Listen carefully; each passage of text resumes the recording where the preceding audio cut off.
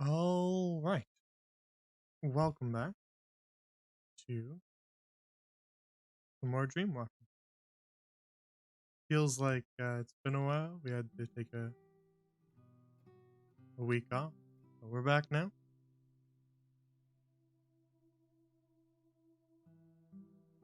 And we're ready to go. Bookkeeping wise, I don't know that we have much to do. I think we're all good.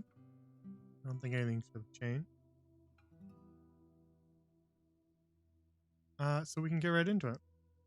Um, for players' reference, it's been a week off, so it's been a little bit extra long. I did fix the issue with the inventories, and your items are in your inventories. I mentioned it in the chat, but just to remind you,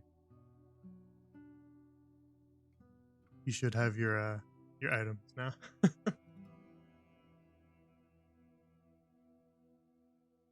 um, Other than that, we can just get started. So, previously on Dreamwalker, the party on their quest to aid a young girl who's been possessed with a demon from the infernal realm of Zemoral. The party has entered the dreamscape of the slumbering girl in order to try and excise that nightmare demon from within. But in order to reach the demon itself, they're going to have to travel as deep into the dream as they can and find layer after layer until they reach the Zemarian demon. So, after traveling through a rather idyllic uh, fairy tale of Elwindel, and then into the swamps of the swamp twigs, party have found their next door to travel deeper into the dream. They've been told that there is a keyhole on the statue of the Rose Maiden that lays deep within the Rose Maiden's temple. After finding some seal stones to unlock the temple itself, one from each of the uh, animal tribes that lived in the swamp, they delved inside last session and found all manner of creature and ancient statue within. After solving some puzzles and fighting off some not particularly friendly animal folk,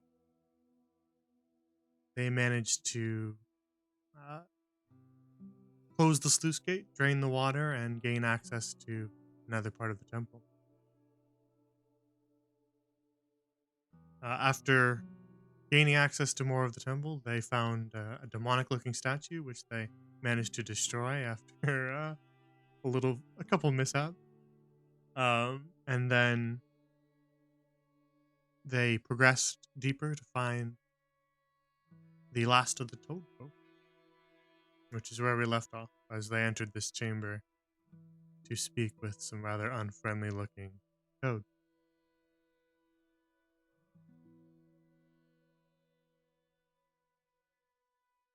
So that's where we will return.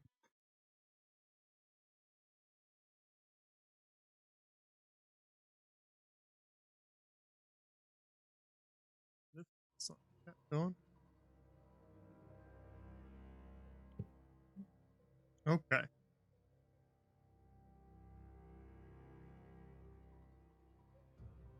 So, as the four of you make your way along the cavern and out into this larger chamber, you spotted another bonfire, and huddled around it, you could see the rough-looking skin of some toad folk who stood up as they noticed your presence. Two of them about average human size, but the third one much larger, sort of hulking creature, old, gnarled, and wrinkled. And he leaned himself against a giant tree trunk of a staff and squinted one eye at you as you walked in.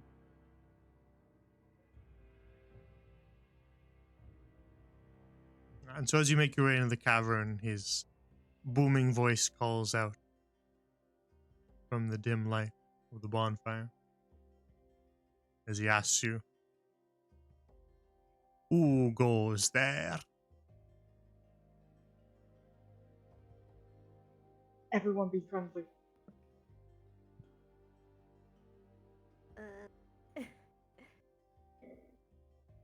With charisma, better speak. I'm gonna fuck this up. Hello. We're wanderers, just looking around. What a lovely home! You're so large and in charge. I admire that a lot. We love the warm, welcoming atmosphere in here.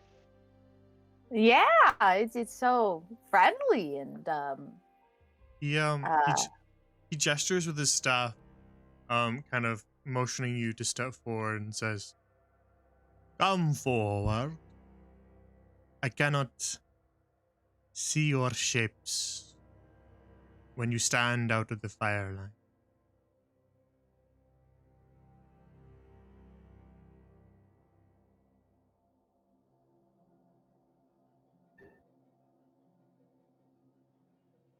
Hugged you just that. Believe in you. Is this close enough? That will Is do. this good? He scans you for a moment, scratching at his chin, and then says, "Hold on. I recognize you for..." Oh. I think I remember seeing a face like yours around. Because it's so glorious and beautiful. Wink. "You may not have seen my face, but I have seen your..."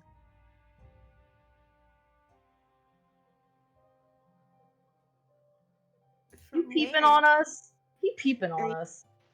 Maybe we're famous. He a creepy peeper. Creeper peeper.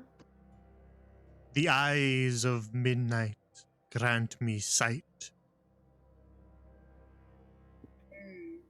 and through it I have seen you for,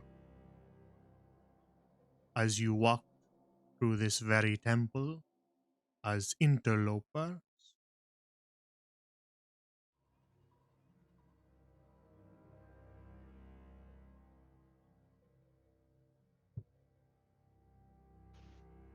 Define interlopers. "Trespasser, Define unwanted trespassing. guest." Okay, well, yep, okay. We want you, sir. Hearts. That's my flirting. He's going for it. you think he likes that? yeah. We heard of the great beautiful eye and its great, large and in charge leader, and I just had to meet you. I am very excited to interlope with you, Mr. Oh! Oh my god. He kind of furrows his brow and says, too. "How then do you answer for your actions?" Define If it's about action. the turtle, I got scared. We needed to eat. I'm super hungry. You know how it gets. Tried to eat us. I mean, this seems fair. "I speak not of the snapping turtle, but of the desecration of the statue I built with my own two hands." Oh, Did a you're shit very job. talented. It's very easy to smash. Oh, that statue. Yeah, no, you know, we're just critics, but not bad critics. It was an accident. I don't know. Your Believe in you to make something crimes- more beautiful. Fuck. Your crimes go beyond criticism and destruction of property. You have desecrated a statue built in honor of the eyes of midnight. That crime carries heavy punishment. What kind of punishment? For a sin such as that, the punishment is death. Hugs. Oh. Oh. Oh. Oh. Well, didn't you desecrate this temple as well? Didn't you come in? This wasn't your temple at first, and you came in and you took it. Isn't that kind of and so you got the same punishment, right? Yeah. Two-way street here. Two-way The dirt circle of path. life, right? This Circle of life. temple was made in honor of a false protector. We have said made it right. Mm. But That's who are something a you to- desecrator would say. That's a Yeah. desecrators. Yeah. You're But defending your that's just desecration. That's two crimes. Who That's are double you to murder. say? Your opinion, man. Yeah, who's to say that it was a false person or false protector, whatever you said? Huh? Your words are false. If you are here on behalf of the Rose Maiden, then we have reached an impasse. No, we haven't. We can talk in circles all day, sir. We got this. The two guards have drawn their weapons. They both Ah, carry shit. maces. As he says impasse, they kind of just instinctively draw their maces from their back. How do you guys So respond to much that? murder. Guys, I don't think we're gonna really convince them of anything. And I Seems want to very set yodel. in his I ways. yodel. I'm gonna yodel. That's gonna be my new thing. I yodel in battles now. A new gimmick. That's it. I'm ready. So Yodel like people. as the two toad guards draw their weapons, what do you guys do? Well, Guess we have to fight. I guess it's time for round 2, 3. I don't know. I've lost track in this temple. Can I shoot a fairy fire at them? Well, they're the ones who readied their weapons first, so they're ready for you. If you do want to just Gonna yodel. do something, if you do want to do something hostile towards them, it'll just be an initiative roll. Yeah, I'm just gonna yodel then. Good luck, guys. Oh wait, I lied. Hold on, give me a minute. How we all looking? Did all of us heal up before we started doing stuff again? Yeah, I Look at have my- max, so. Yeah, me You have too. Max, At Ivory, 9 out of 14. Irving, right? You have 14. Irving. Yeah. Okay, bad. Probably better than that. I believe in us. Yeah, no, I'm good now. Yodel, scream, battle cry, begin. Very well. Roll initiative. Oh shit. Ooh. Pretty good roll.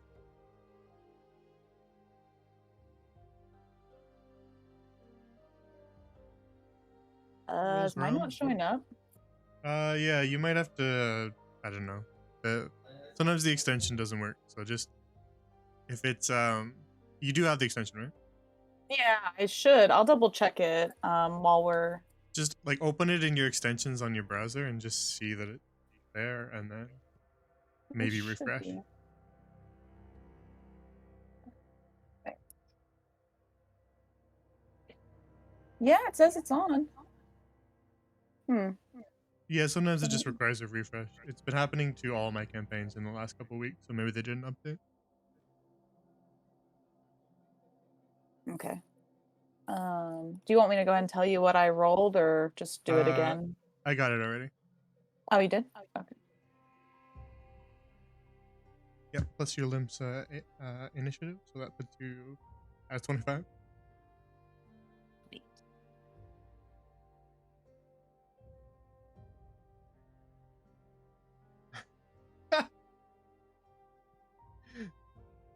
That's funny. Okay.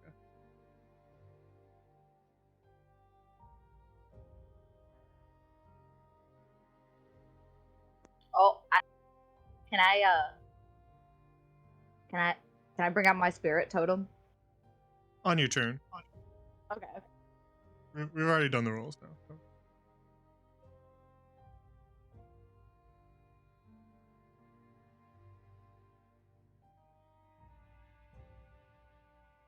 Okay. Then, first to act.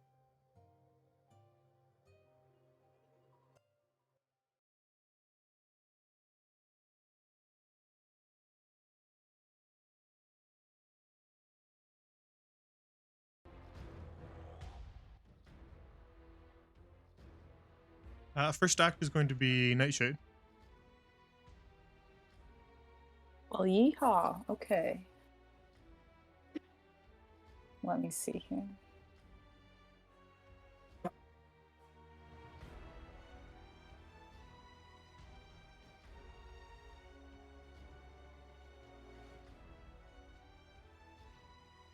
Okie dokie. Let's see here. I think I will just do a Eldritch Blast on this one right here. Barrel. So hit. Hopefully it's working now. Yeah, that's actually a crit. Okay. Nice. Okay, let's. So on your character sheet, when you're rolling damage, I think you can right click it, Oh, okay. Whoops. and it should have that roll as crit damage check. It might do it for you, but it might not. Just make sure you check that and then roll it. Yeah, let me try that again. We'll just use whatever the.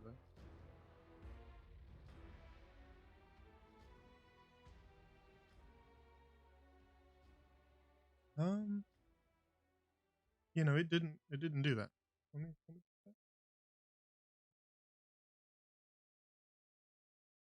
Super lame. I clicked it. Yeah, I guess it didn't do it. let me try. Okay, worked for me. Didn't seem to work for you. We'll use mine because yours was the wrong roll. Okay. That last roll was a 17.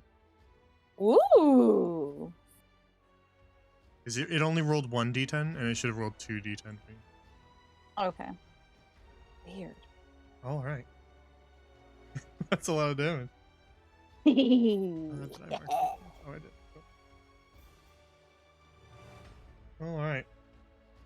Straight out the gate, you blast one with Eldritch Light, sending purple light streaking across the arena and slamming into the Toad guard on the far end, who kind of reels back from the blast, injured. Suddenly rather injured, but still alive. Okay, I think that's it for now. All right.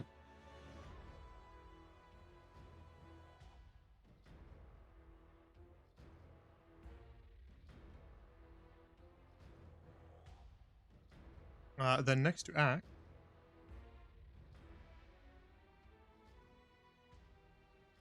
is the Toad boss.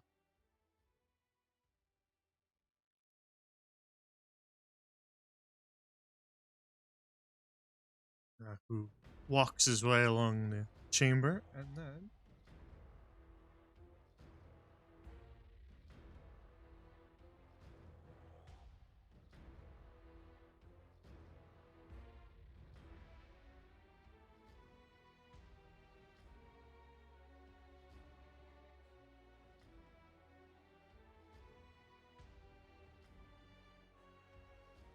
He is going to cast.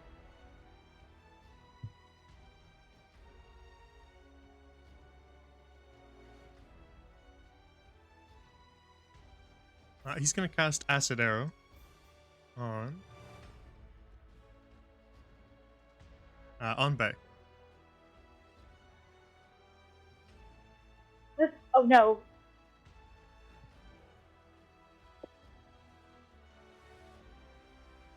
But he actually missed. So Acid Arrow, the way that it works is you would have taken the full damage, but because he missed, you're going to take half the damage. I will accept.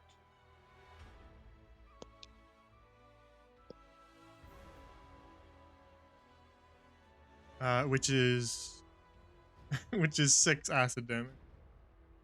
Wow. Well. Ow. That was pretty high roll. I'm glad it was half. Indeed. Because Acid Arrow, if it hits you, also deals damage later too.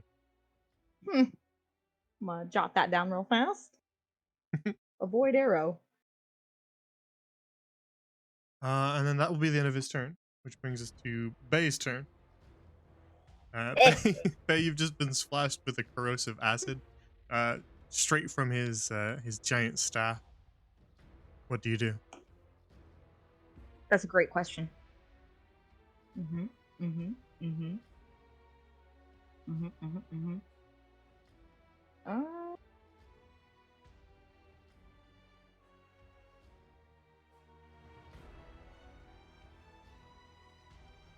I'm trying to use big brain power. Well, I might just end up thwomping him.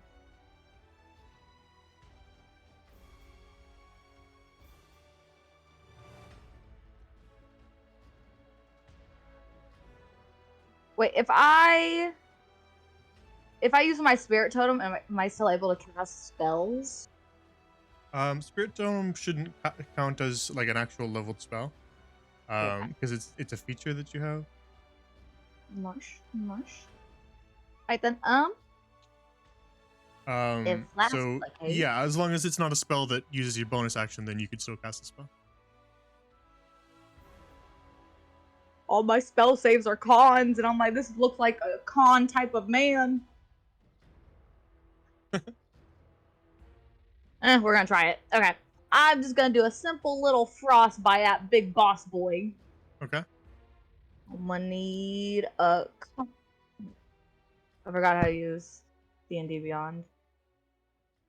If it's just him making a save, then that's on Yeah. my end. Okay. Alright, I just need a con save. Let me double check his con. Oh yeah, he is. He got a 12, but I think 12 is below you. It Your is. Just barely, right? Barely. Wow, did it. I'm gonna take do three little cold damage to him. Wait, am I even close enough? Hold on. Okay. 3 cold damage and disadvantage on his next attack. Nice. And then I'm gonna send out. Oh, let me make sure before I send it.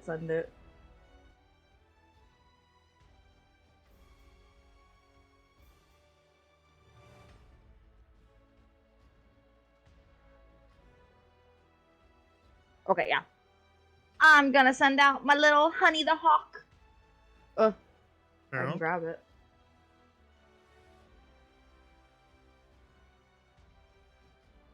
Boop. And I might be able to give y'all advantage on attack rolls and on wisdom checks, or perception checks. But I don't know if we're gonna need perception.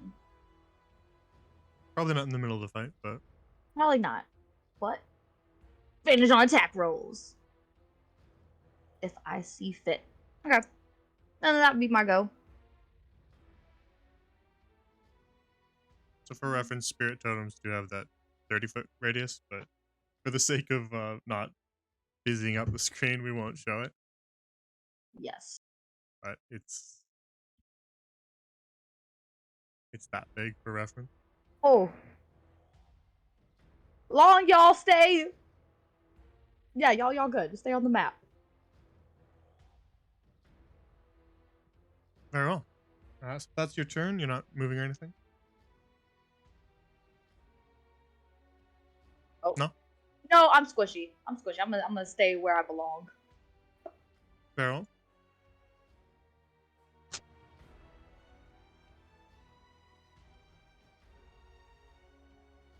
Then, as you end your turn, the boss Toad, the Toad Chieftain, is going to use a legendary action.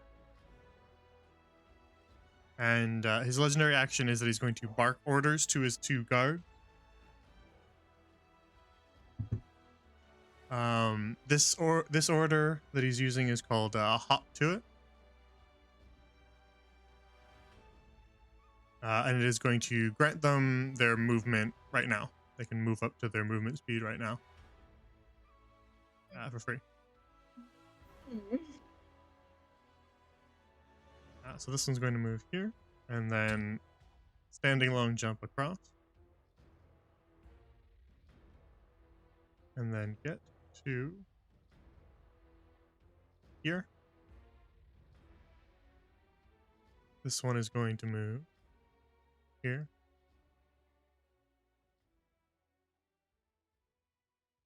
And that's the end of the legendary act. Which brings us to Irving's turn. Hey, okay. I think I'm gonna use magic missile on the good boss. Very well. So, I'll give you guys his name then. But you never even asked his name. yeah, that was rude. Just so that you know what to refer to him as when you're targeting people. There you go. Okay, so that's 3d4. Alright, yeah, roll the damage of all of them. You're not splitting it, right? Yeah, I'm just targeting him. Alright. The bolts of light slam into him, arcing towards him and tracking him down. And he recoils and then rights himself.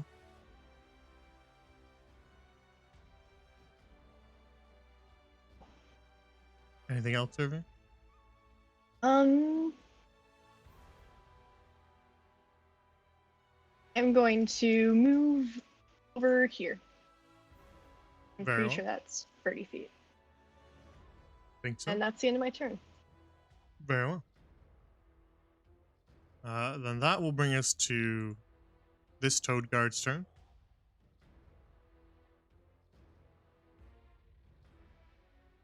And he is going to attempt to club Duja with his mace.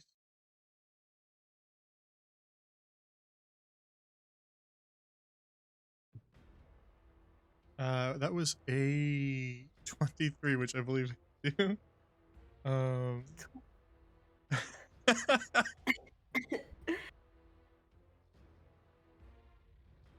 That will hit you for 7 bludgeoning.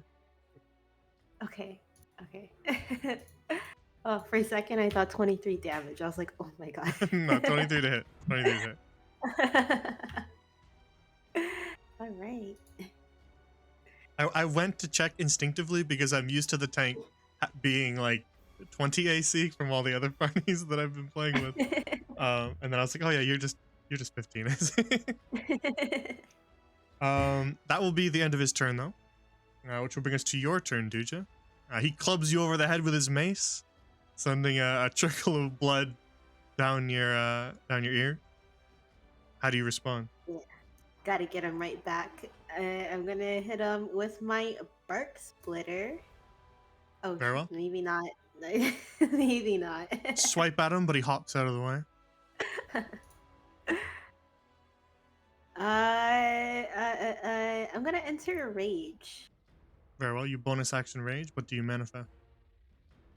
I'm going to do my tail. Very well. You can tell us how the tail looks. I don't know if you've done that one yet. Um, I guess I don't even know if Dusha has like a regular tail. I don't think so, but I guess it'll just be like some big spiky dinosaur tail, very scaly.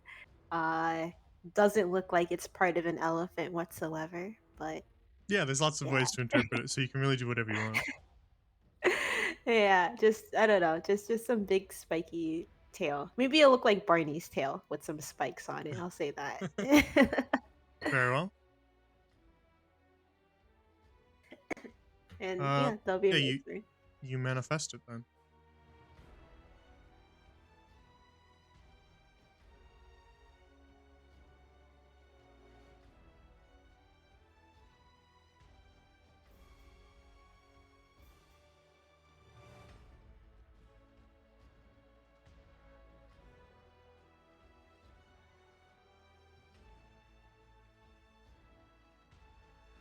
Okay. I just needed to refresh what the tail is, but we're good. Alright, now if that's the end of your turn, Duja. Then we pass the turn order along to this toad here. Who kind of squares himself into an almost like sumo stance. And then he is going to... Oh, where are we? He's going to extend his tongue like a cannon shot as it fires towards Nightshade. Right past your little hawk there. So that is going to be a roll to hit.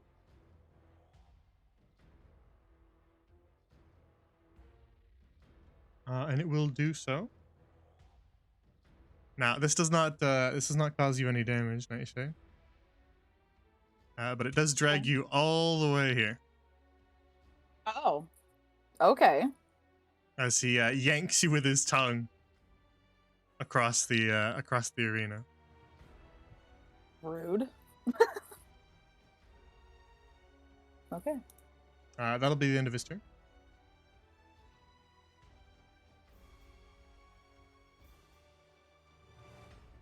Which brings us to the end of the turn order. And rolls us back around to the next round. At the start of this round, Chieftain Gorag uses a lair action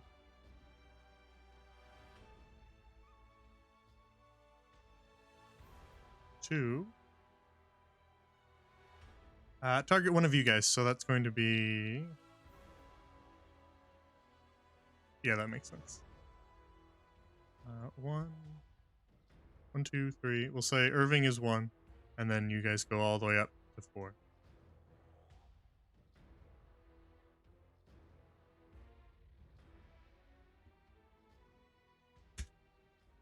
All right, targeting Bay.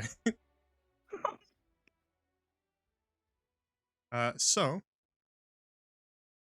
he raises his staff and kind of swirls it in a circle, and then you see the ground around you in this kind of circle around you, Bay, begin to warp and distort.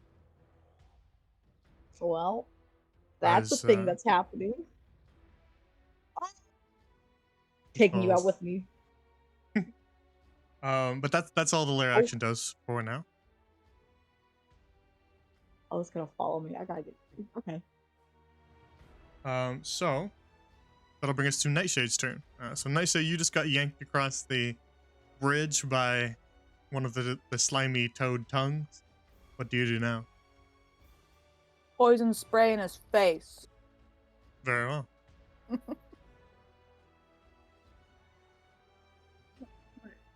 Use my reaction. I'm gonna use my reaction. Get some advantage on that. I gotta use this before I die. No, don't die. It's happening again. Poison spray. Is that a hit roll? It's a con save. Okay, Never mind, you on your own. Yeah, I was gonna say. All right, I'll roll his con save. He fails it, so roll your damage. Success.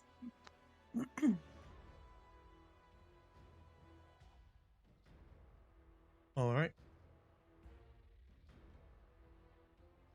As he yanks you toward him, right as you reach him, you just blast him with poison right in the face. Clearly, he was not expecting it, and he kind of coughs and chokes for a moment. He looks pretty badly wounded now, but he's still hanging in there. Anything else, Nightshade? Mm, nope. I think. Nope, not for now. Farewell. Then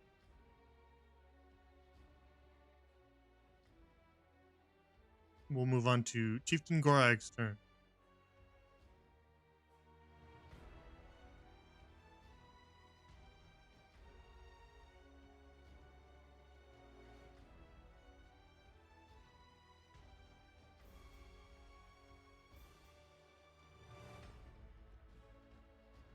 He is going to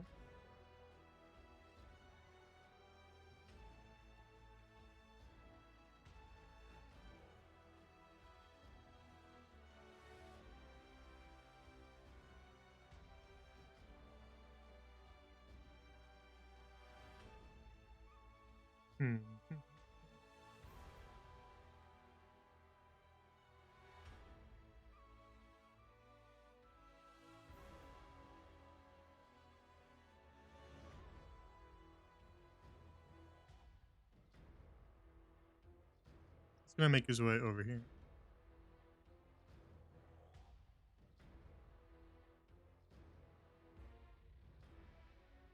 And then he's going to cast Eldritch Blast on Irving.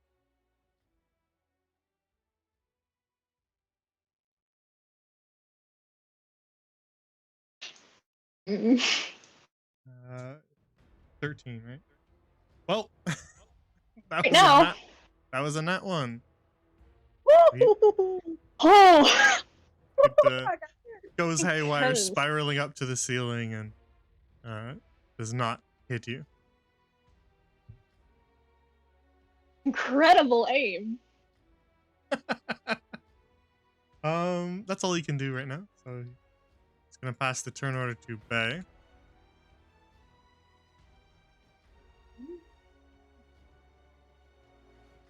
Duja, I might explode you or something might happen, but I'm running away from you. Just know it's in good faith. Okay. Oh, I got some Hold on, meat on go- my bone, oh. so it's okay. I'll take it. Should I take the radius with me? No. Okay, bet. Oh, good luck. Okay. Let's see, where am I at? Okay. Let's see what I can do, gang.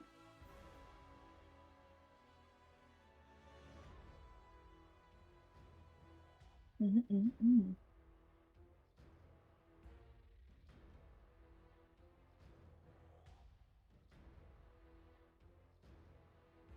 I'm gonna save that. Alright, well, we're doing what we do best, though. We're gonna frostbite again. And we're gonna keep at it with the chieftain. Pharaoh. What's my luck? On save. Yes. He fails the con save again. Ah, That was another low roll. thank you, Mr. Chieftain. We'll leave that. I'm gonna do the same damage. That's always the trade-off.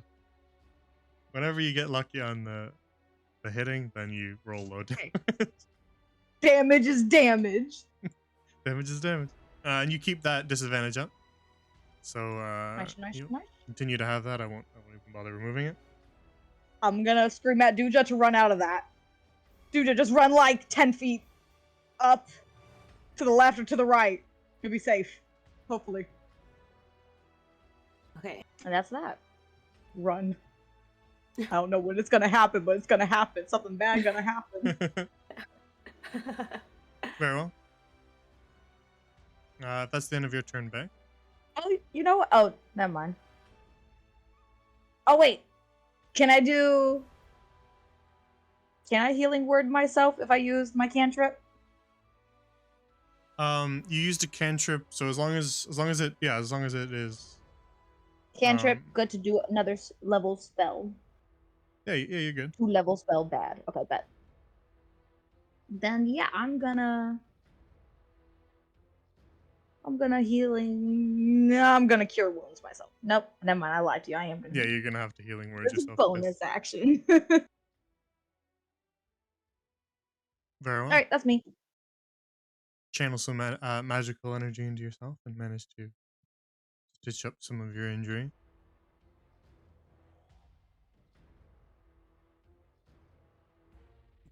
And at the end of your turn,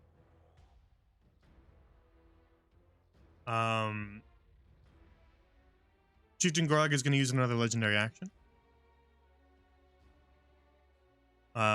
He is going to give another order to his toad guard. This time he says, "Midnight calls."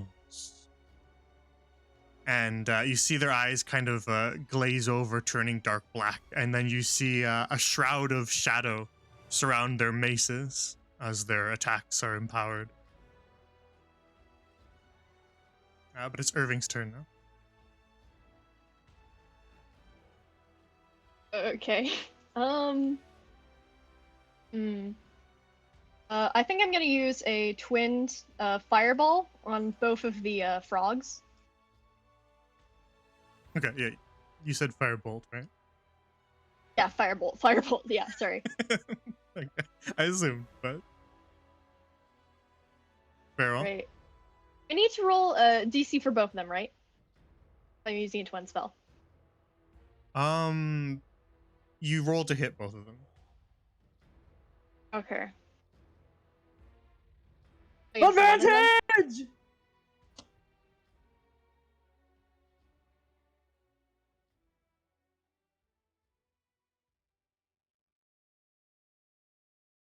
Yeah, you can give advantage with your I think that's still, yeah, that's in range probably.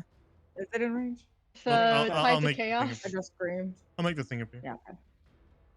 Nice. Right. Yeah. I'm gonna be honest, I hit that twice by accident, but I can make an advantage. I have Tides of Chaos, I can do that. Well, you're getting advantage on one of them from Bay. We'll say from your okay. first roll. So we'll say that the first one hits. If you were targeting maybe this one first, is that what you're going for? Ah, sure thing. Okay, so that one hits, and then we'll resolve that one, and then we'll do the other one. How's that sound? Okay. So roll damage against that one. So that's 4. All right. Bolt of flame slams into that one, causing some minor burns.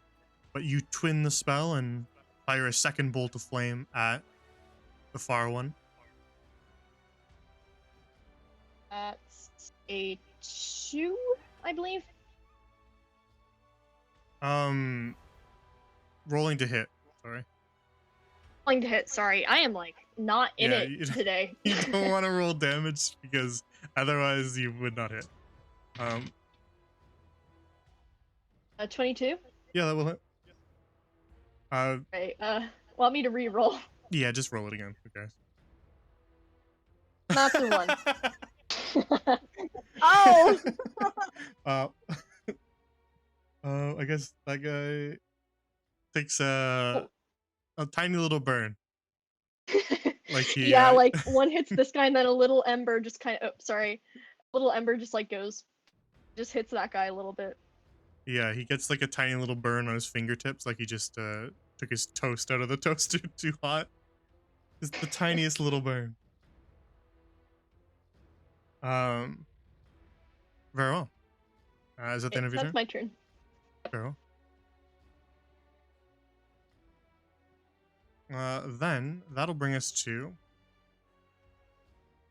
this toad guard here, who makes no effort to get out of the way of that attack, and instead is just going to swing his mace, now wreathed in shadow, at Duja. which will also hit. So the mace does 2 bludgeoning when it's cut in half for your rage. But as he slams into you, that shadow explodes and causes necrotic damage as well. So that's going to be 2 for the bludgeoning and then an extra 4 for the necrotic. And then the shadow fades from his mace. Okay, so 6, right? 6 total, yes. Okay. Whew. All right.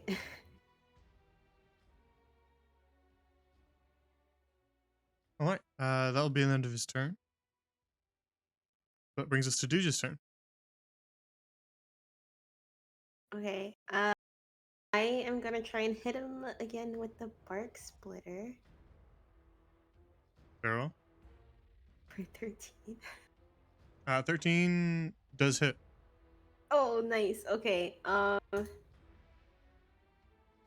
And 13 damage. All right. Yeah, you bring Bark Splitter down hard and open up a large cut across his entire front that drips blood down. He's now looking pretty badly wounded, but he is still alive. Oh, nice. It feels good to actually hit. All right, and I am getting out of here. I'm gonna run. Okay. I'll just run straight onto the bridge. Maybe not too far up. He is gonna make an attack of opportunity against you. Okay. And I will warn you. This guy has a special trait. They have a little bit of a battle master thing going on where if they hit you with a opportunity attack, they freeze you in your tracks.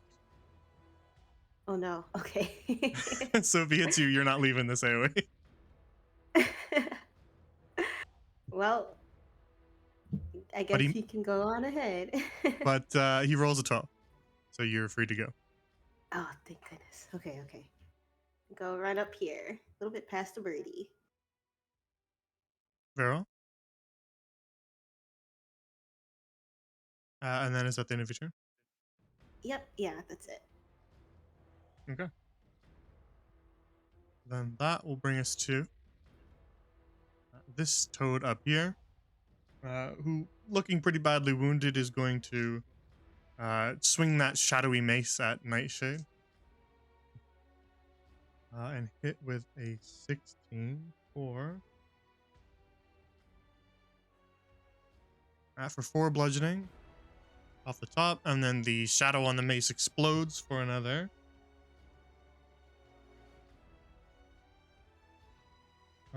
For another 2. Necrotic, that was not great.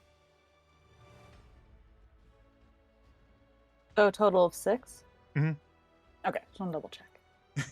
Did like the inverse roll of what I just did to Duja. 6 total, yes. And then the shadow fades from his mace as well.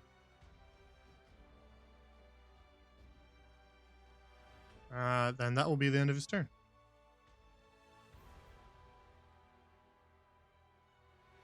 And so at the end of the round, the warped ground down here that Bay was marked with, all above that area, you see clouds suddenly form and a rain of acid falls down in that area.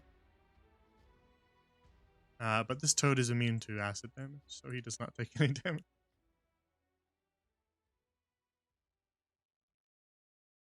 Sorry, I did an accidental roll. All good.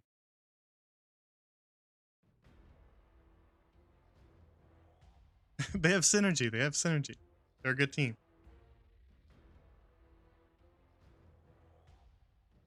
Just be happy that I decided against making that AoE heal them and hurt you. Oh my gosh, yeah, that would be a nightmare. So as that AoE disappears, then we roll back around to the top of the turn order to Nightshade.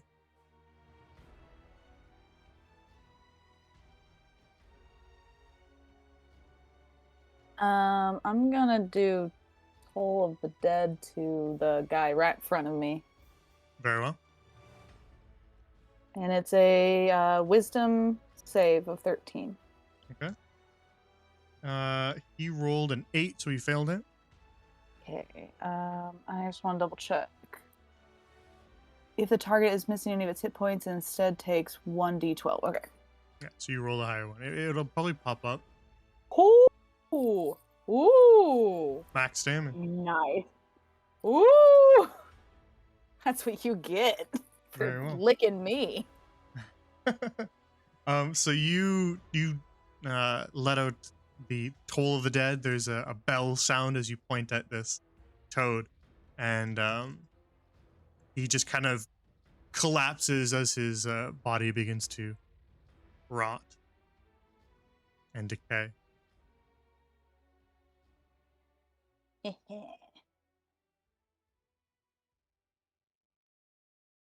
So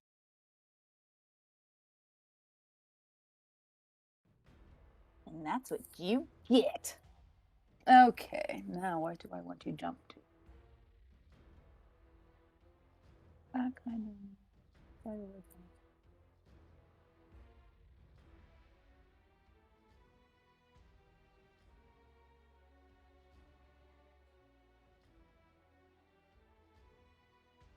I think I'm going to move Nightshade 20 here. I think this was 10, 30. And I think I have an extra 5, right? Yep. Yep, then I'm going to move right here. Yeah, as long as you take some movement, then you get the extra 5. Okay. Cool. It's not factored into any other calculations, but it's just if you move, then you get an extra 5. Okay, cool. It's like while you're in momentum, you have a bit of extra momentum than everybody else. Excellent. And I think that'll end my turn. Very well. Then that will bring us to Boss Gorag.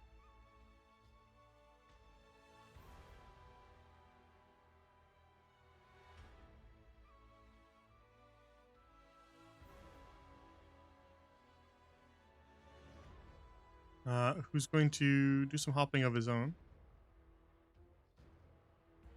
He's going to jump right here.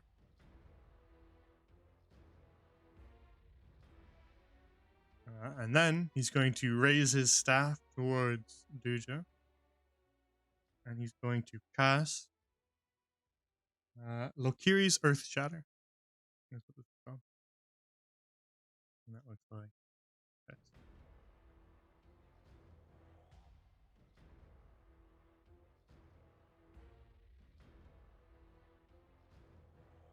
So he raises his staff and you see it glow with a green energy. And then he brings it down right in the center of those 4 spaces, causing an earthquake to occur. Your bird thing have a health? Yeah, let me read real fast. I don't remember if the totems have like AC and hit points and stuff. I want to say no. Well, let me check on roll 20 real fast. That was my Or not roll. instinct Let me too. put 5D. It probably wouldn't get hit by this anyway because it's more of an earthquake kind of thing and it's a bird. But I wanted to ask while I was thinking of it.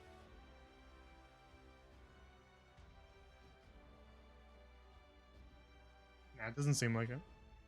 I don't think so. Yeah, I think it's spectral. it's a spirit. Can't hurt no spirits. That's what I assumed. I just wanted to make sure while it was in my head. Okay, so it doesn't affect that. It'll just affect Duja. Duja's alone in this one. So Duja, make a dex save for me. Okay. As the ground around you shatters.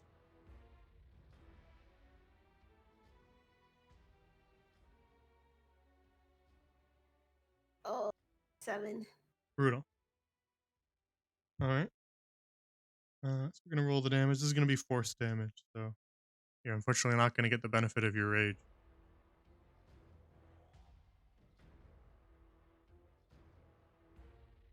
That's a total of 10 force damage. Uh, 10. Okay. I have 12 HP.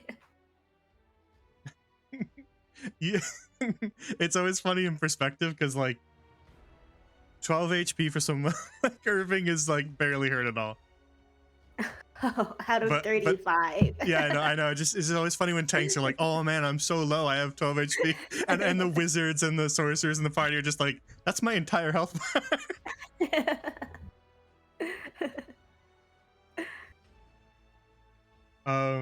So that's the end of his turn.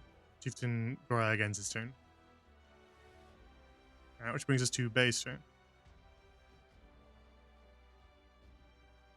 All right then.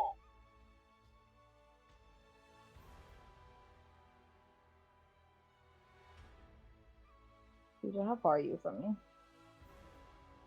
Oh, Duja. Oh, Duja. I'm gonna do it. Run up here. I'm gonna lay my shaky hand of fear on your shoulder, and I will cast some Cure Wounds on you. For 10! Angel. Oh, an angel.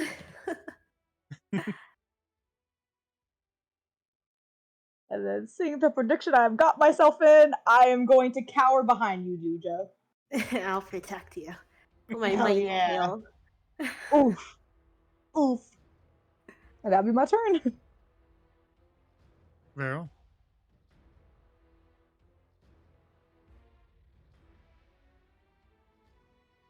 Then, at the end of Bay's turn, Chieftain Gorag is going to use his legendary action to give an order to the remaining toad. He's going to give another hop to it order, which is going to command this toad to move that far. And that's all, which brings us to Irving's turn. Oh, I do not like this guy in my personal space bubble. Added a little bit of extra pressure there right before your turn.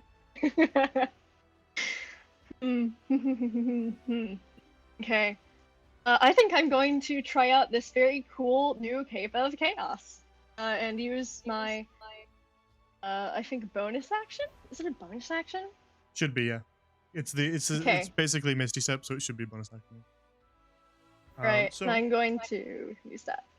yeah, then roll on your table, and we'll see what happens. You can decide where you want to go, and then roll on the table. See what happens when you disappear. Right. I think I'm going to move over to that one. And 1d8. I think double check what the range is. We double check what that is. Oh my god. I don't think one was a good one. I didn't write them down, but Let me check the range again. Yeah, the Where is it? formatting on that was kind of, I just realized, it's a 30 little feet. annoying. Sorry for interrupting you. No, Yeah. you're all good. So 30 feet, I think, was the range. Here then. It's the same as Misty Step. So you can move there no matter what. Unless you got Right. I think it's an 8 was the one where it fizzles and you 8. don't teleport. Yeah. But unfortunately, 1 is the opposite end of it, where One that heals. it heals, which if you were near your allies could have been useful, but unfortunately Yeah, it's going to roll the healing for him. It's a Yeah, 1d6. yes, And one praying for it's a another D6. 1. please. Oh my god! Oh Alright. dear heaven! I am making this guy's day. Oh my gosh. Yeah, as Irving vanishes, a small green mote of healing light regenerates some of the damage on that toad. But Irving, you do teleport, and it's still your turn. Oh, man. Okay, at least I can probably undo some of that not damage I just did. I'm going to attempt to hit him. That hits. Firebolt. 9. Okay. If you're being reaction advantage. advantage, then roll it one more time just to make sure you don't crit, because you hit no matter what. We'll use the Okay. 9. But just make sure it's not a crit. Okay, yeah. Not a crit, The okay. 14 and the 9 we'll use, but just you should always make sure. All right. Remember that. So yeah, you blast him with a firebolt. You literally teleport behind him and then blast him with a firebolt. And his whole back is kind of covered in burns, and he looks pretty, well, extremely wounded, but he's managing to hang on just barely. Ah, okay. Well, had he not been healed, he'd be dead. But I'm gonna call that my turn. very well. Then that brings us actually to his turn. He's kind of got a couple different targets here, doesn't he? Everybody's in range of the toad mace.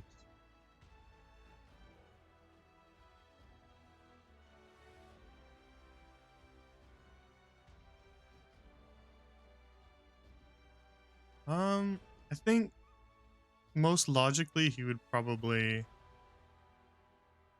just go to the closest one. He's wounded. He doesn't want to limp very far. I tried not to make eye contact, but I made eye contact. Yeah, you locked eyes from across the room. I was like, fuck. But he rolled a 10, which doesn't hit you. Oh, thank you, kind sir. Which will bring us to Duja's turn. Duja, Chieftain Gorag just thundered down in front of you with a giant leap, and then cracked the very bridge you stand on with his staff. What do you do in response? I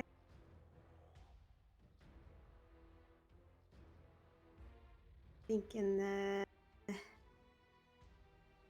I was gonna use my tail, but I think I'm just gonna keep using the bark splitter. Fair enough. Barbarian can never go wrong with using a great weapon. 19 hits? I got 19. Yes. Nice. And then 14 damage. Make sure that it's also adding your rage damage. You do get a little bit of extra damage from rage. Oh. I don't think it'll do it for you. You get another +2. Okay, so that'd be 16. Very well.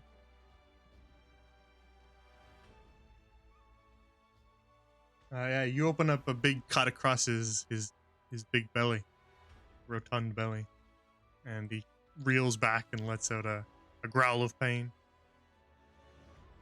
Anything else, Duja?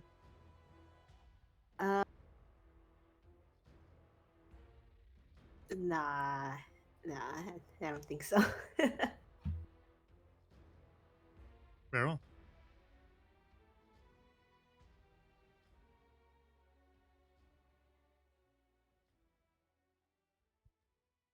Okay.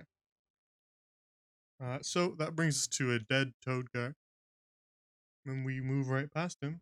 The end of the round. At the top of this round, Chieftain Gorag swirls his staff in the air once more.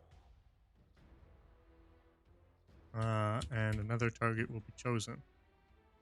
We are going to say Duja is 1, Faye is 2, Nightshade 3, Irving 4. Oh. Okay, Nightshade. Good luck.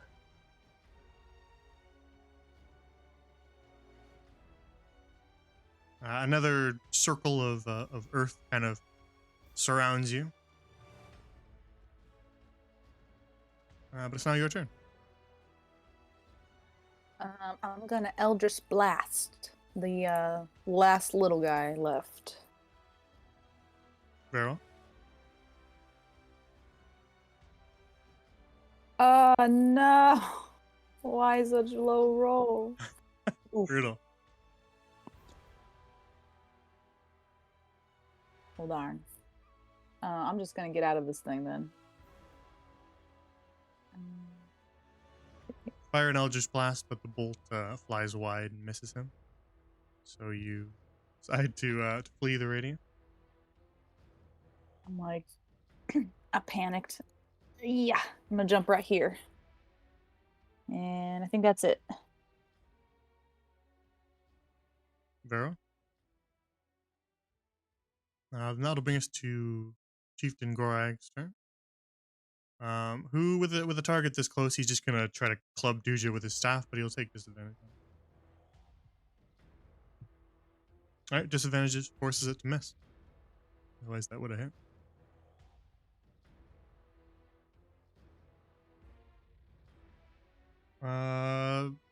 That's all he wants to do, so he will end his turn. And that'll bring us to Bay. Nice.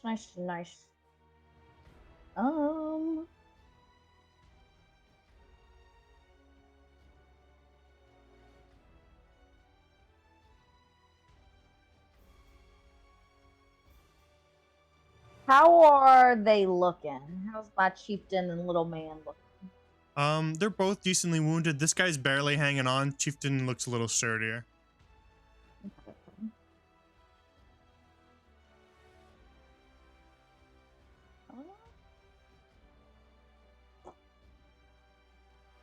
Seems a little extra, but I am extra, and therefore I'm gonna do it. I'm gonna cast Wither and Bloom.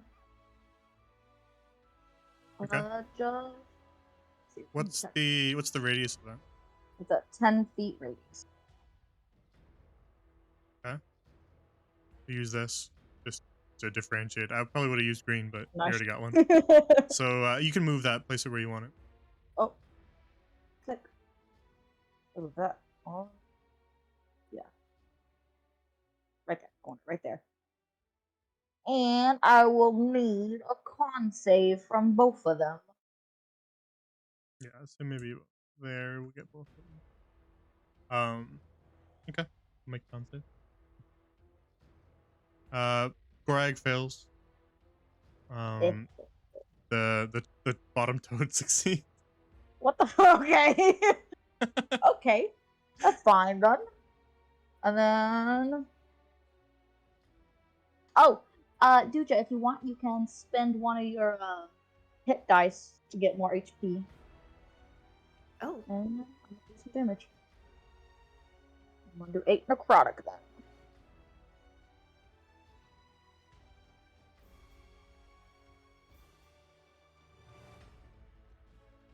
Which?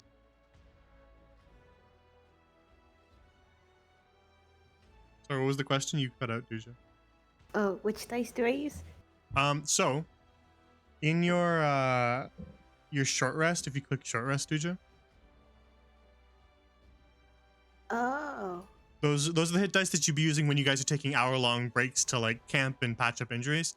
Wither and Bloom lets you just use one of them right now to heal that amount. Okay. So if you want to, you can roll 1d12 and add 3 to it and heal that amount. Nice. I got an 8. Nice. I'm feeling good. Thank you. All right. I woke up.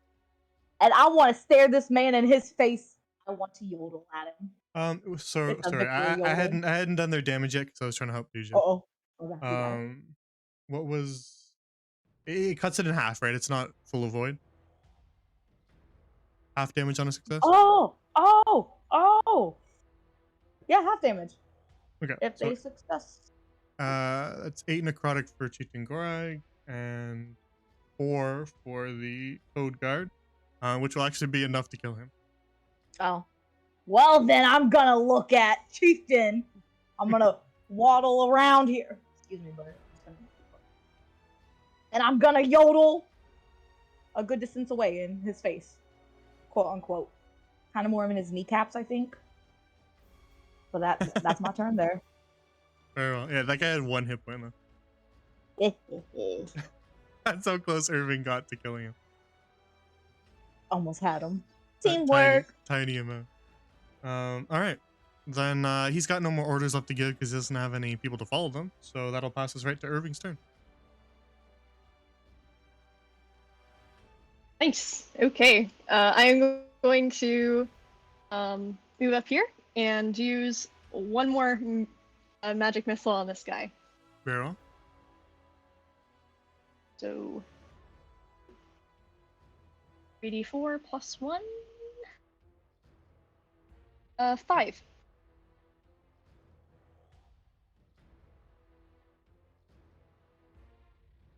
Oh wait, no, Oh. it's 1d4 plus 1 for each of them, so that'd be a 7. Barrel. That's mistake. gonna end my turn.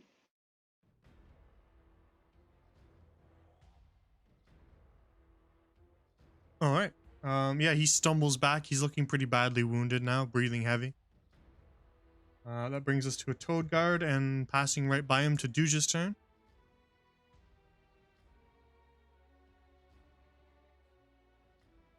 All right. When in doubt, gonna keep using my bark splitter. It's working, so go ahead and roll the hit. 22 hits. 22. And oh man, 6.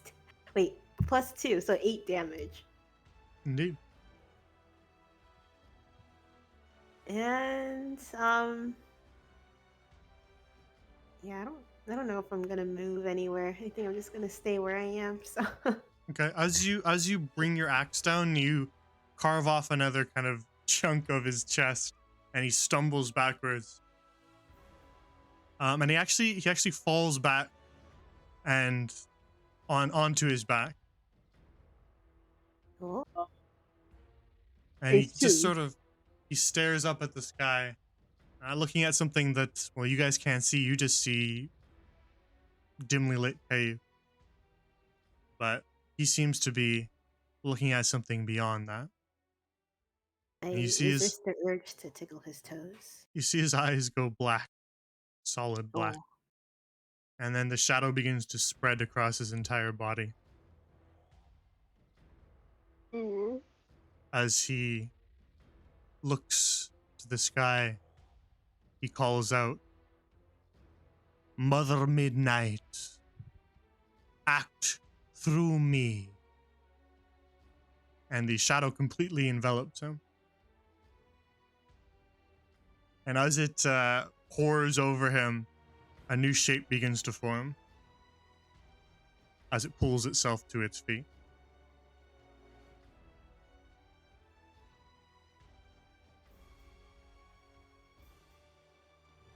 Oh. Ugh.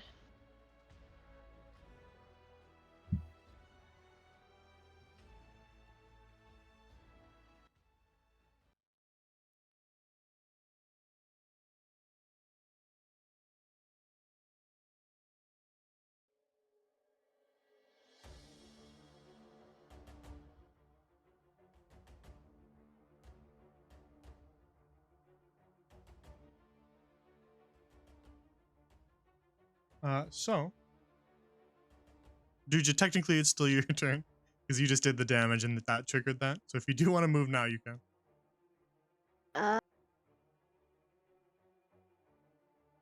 I'm feeling good. I'm gonna stay. Vero.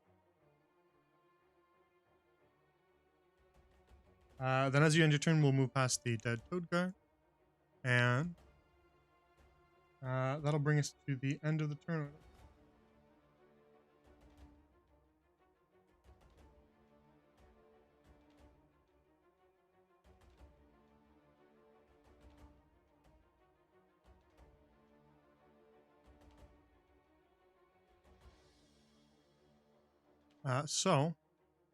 At the end of the turn order, this acid cloud appears and then dissipates as it damages no one.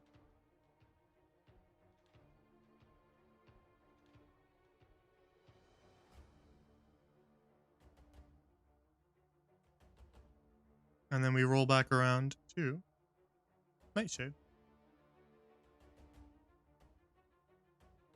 Okie dokie.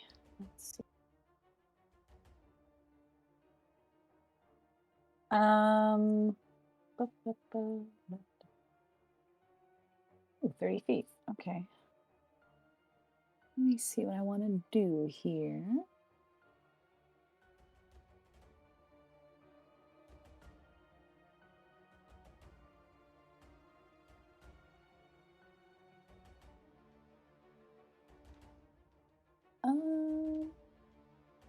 I think I'm just gonna do an Eldritch Blast again. Try that Girl. again.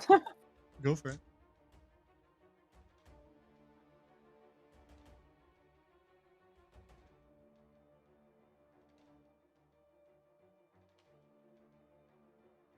An 11 does not hit. Oh darn. I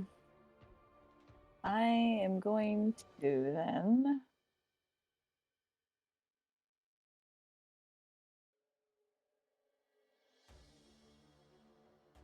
No, I think I'm fine right here. I think that's it. I think that's all I'll do. Vero.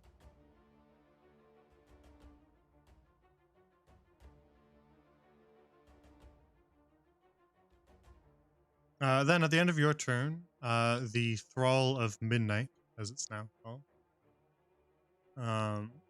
is going to use a legendary action.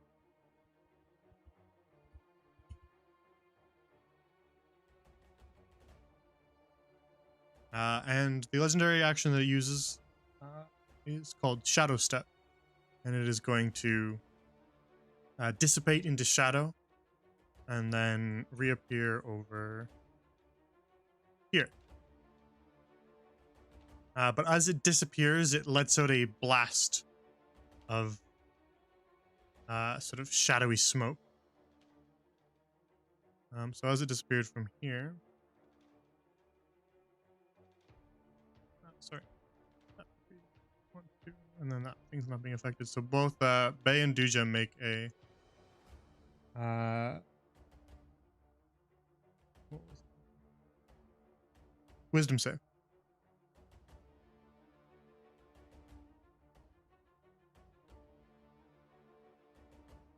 Oh no. All right. Bay, you save. Duja, you do not. This isn't a half measure thing, Bay, so no damage taken for you. But Duja is going to take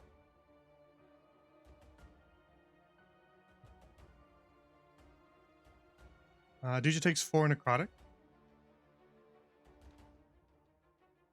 and gains a stack of midnight. Oh. That's the end of that legendary action.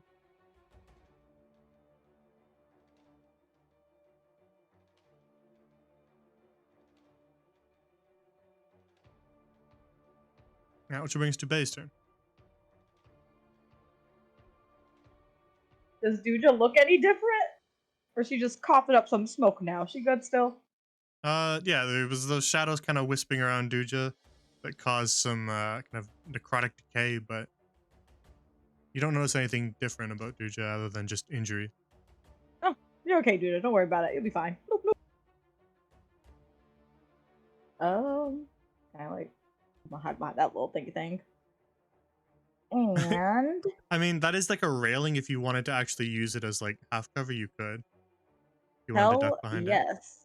Well, duck behind that. I'm short little thing. Farewell. And oh,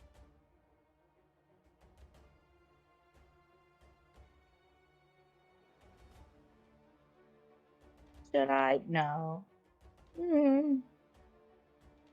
I'm looking at all my spells. I'm like, wow, these aren't really fighting spells. Utility druid As a is pretty druid, useful too. as a druid, can I prepare different spells after long rest? Is that a thing that druids can do? I forget. It's different for every single class, so I forget all which Well, ones can and can't. then.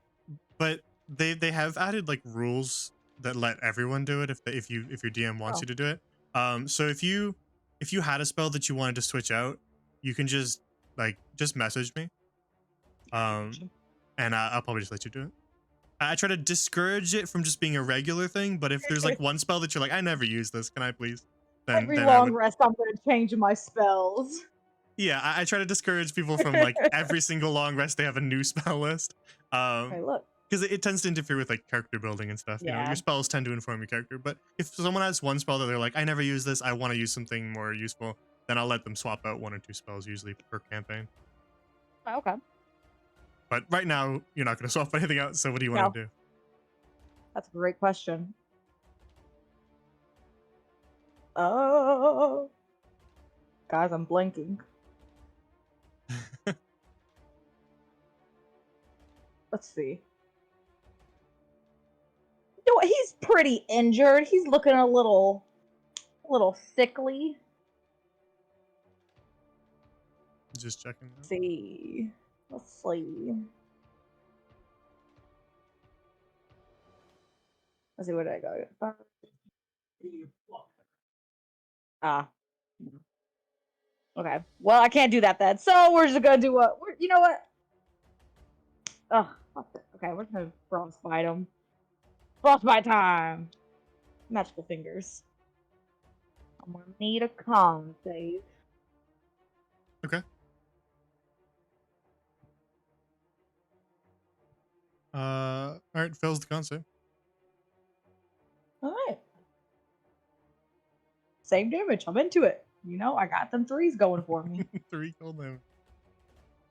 All right. I'm gonna do something maybe a little bit risky. I'm gonna run up here. And that'll be my turn. Very well. And now it is Irving's turn. All right. I think I'm gonna try to use a fireball on him. Fireball. Firebolt. Gosh, Well, oh my god, that's a crit. I mean, a crit firebolt is like mini fireball. Yeah. I get it mixed up all the time. It's the 1-syllable B. But yeah. That's a 17. Nice. Oh my god. Very nice. All right. The Is blast of a flame lot. singes at the shadows, and kind of even the flickering light of the flame disperses some of them, carving a chunk out of this shadowy creature. Anything else? Okay. That'll be my turn. Very well.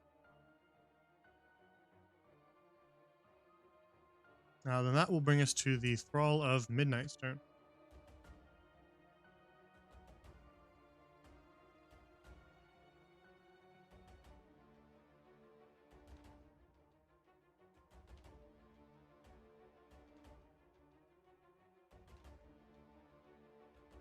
And it is going to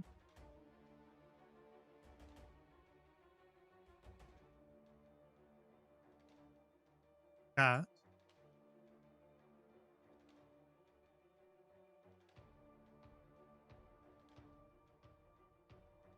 it's going to cast Shadow Spit.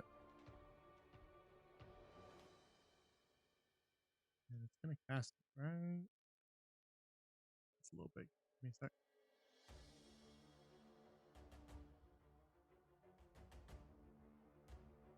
I'm going to cast it right here. You guys keep standing together, so we're going to keep doing that.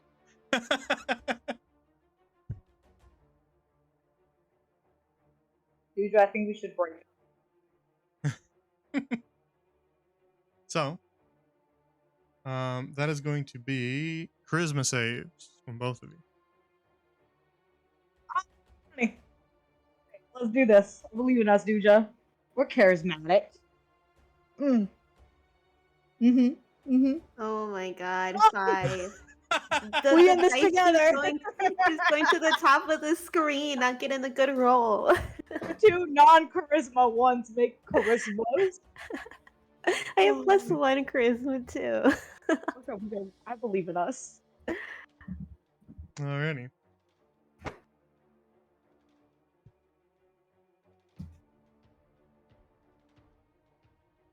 That's 9 necrotic for both of you. Oof.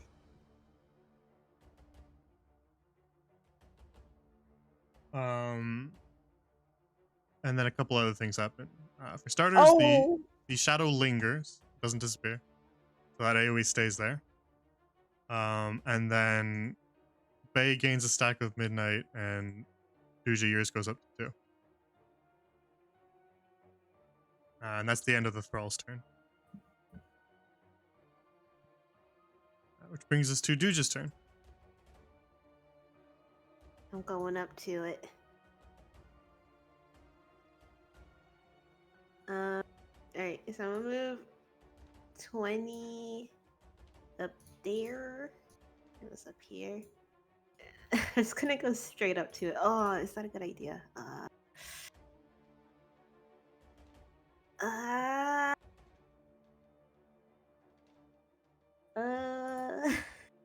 Wait, Well, at the very least, getting out of that was a good idea. yeah, I'm just gonna go straight up to it. I'm gonna keep using the bark splitter. Wait, I don't think I can get that close. You can't quite, but you do still have your tail, which I think doesn't that have reach, or is that am I remembering wrong? Oh yeah, it does. So I'm gonna go here, and use my tail. So I got 10 reach for that, and yes, just enough. All right, 19 to hit. And then damage 7, and then yeah, I think that's 7.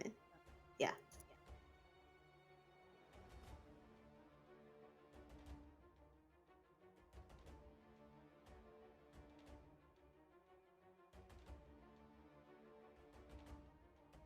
All right, full damage taken.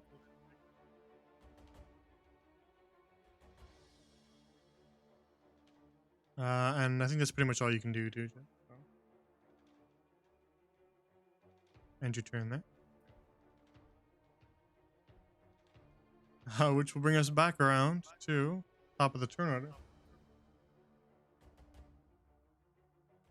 Upon which the Thrall of Midnight will raise its hands to the sky, much like how Gorag did with his staff. And then it will conjure circles. Much like he did, only a little different this time.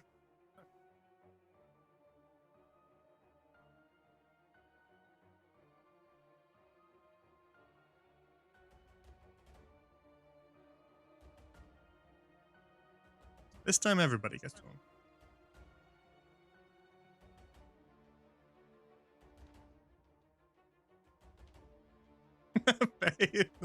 Bay in the Day of 1,000 AoEs. Better start running. Which is all that lair action is, which brings us to Nightshade's turn. Okie dokie.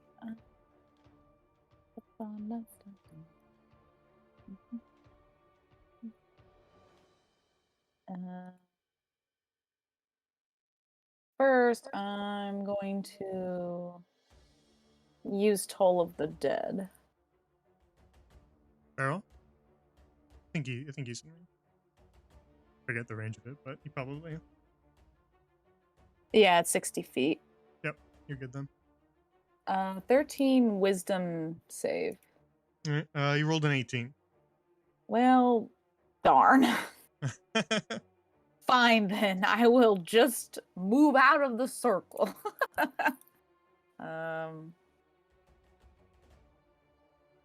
Maybe I'll just stare him down across the way. Why not? I guess that's what I'll do. I'll move here and I'll stare him down. Since he keeps making my rolls bad, I guess. I'm gonna blame him. Okay. That's it. Then that brings us to Bay's turn.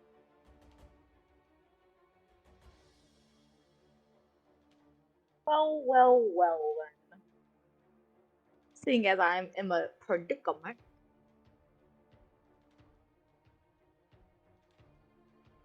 Yeah, I'm bloop, running. Still kind of in it. Bloop, running again. Better safe than sorry. Safe than sorry, you know. Oh, no, wait, no, I lied. Hold on. I lied. Risking it for a biscuit. Yeah, that it won't hit you there. You're good. I think it's time for the sheep. I think I want to bring my sheep out now. Okay.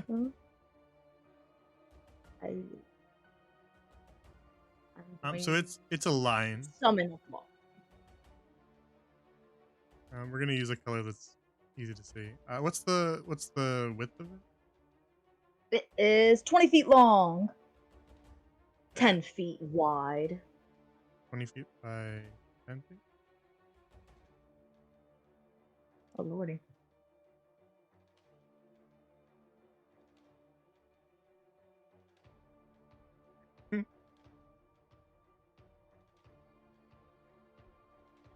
You might hit Duja a little bit with it there. Duja, I hope you can jump. If you take one step up a bit, you won't hit Duja if you do it like that. I'm gonna do a little slide real fast. Don't worry, Yeah, Duja. if you did it like that, you don't have to subject your team to AoEs. Dance, Duja, dance. All right, and then I'm gonna need a wisdom saving. Very well. Yeah, you raise the staff, and an entire herd of spectral sheep form in the air and stampede towards the thrall of midnight. I believe in my sheep. They are powerful little sheep.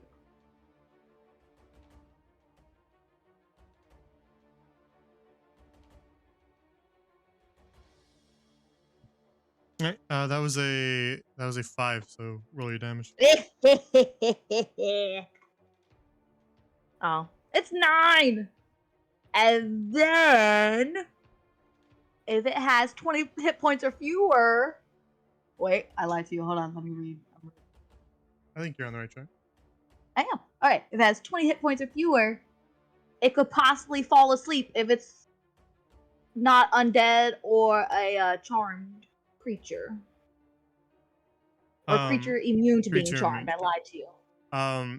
Unfortunately for you, it looks a little immune. Unfortunately for you, this is a creature created from a nightmare, so it is actually immune to sleep, being put to sleep. You're already sleeping. Fuck. Well, but it'll take that damage. I just wanted to see my sheep. It does take the 9 psychic damage. Nice. As your sheep stampede towards it and trample right over it. I'm gonna flick them off. Is that the end of your turn? Oh wait, can I also healing word myself? The staff isn't a spell, so anything magic, I'm like, I don't know if I can do 2 magic things. as long as it's not like literally on your spell list, then it's probably not a spell. Perfect. All right then. If it's a class feature or an item thing, you usually will not count. The only time it would matter is if the class feature lets you cast specifically a spell, like it says magic missile or something, like literally from the spell list. That's when it would matter. But if it's just like wild shape and all those things, then it doesn't count because it's not a magical spell. Okay. Like if it doesn't have a level or a cantrip attached to it, then don't worry about it. All right, so you healed yourself, right? Yep, I am all healed up. I'm ready to go. I got some knowledge in me now. Very well. Then if that's the end of your turn, we will move to Irving. Right. I am going to out of this thing. Fair enough. And then I kind of want to try something. So I have Vortex Warp, and I want to see if I dropped him somewhere with a lot of fire. Would that like? Are you like, like what that would do to him in terms of damage, like how, what dice, whatever? Can't freaking use words right now, but yeah, it would do some damage. right. Let me see. How much? What's the damage dice on create bonfire again? Mm, Let me double check something. I might be able to find it fast. One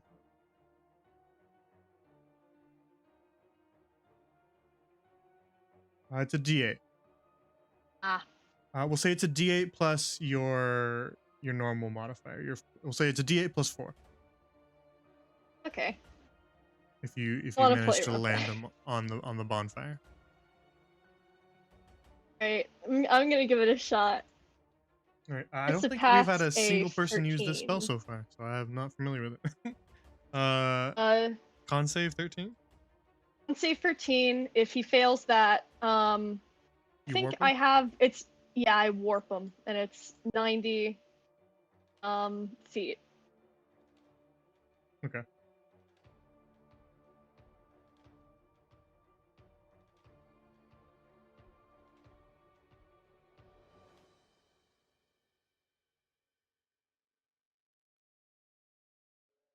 Yeah. Let's go for it. He All right. fails. That was a 10, yeah. So roll him.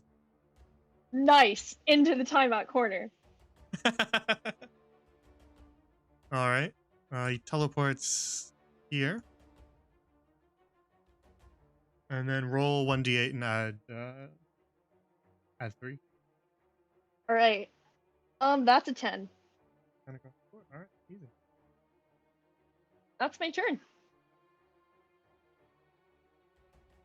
Alrighty.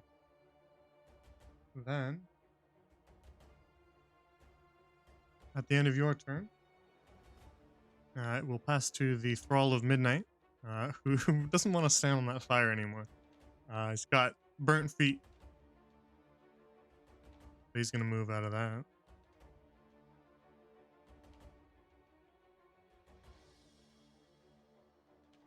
And then, what do we want to do?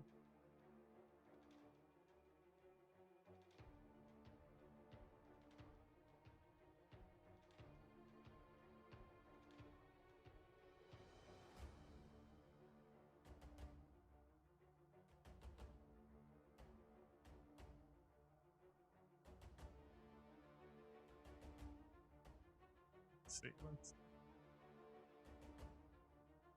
Oh, that's fine. Let's do that. He's going to Shadow Step here.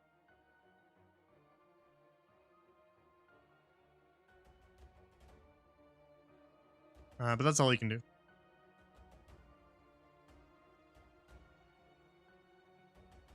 So that'll bring us to Duja's turn.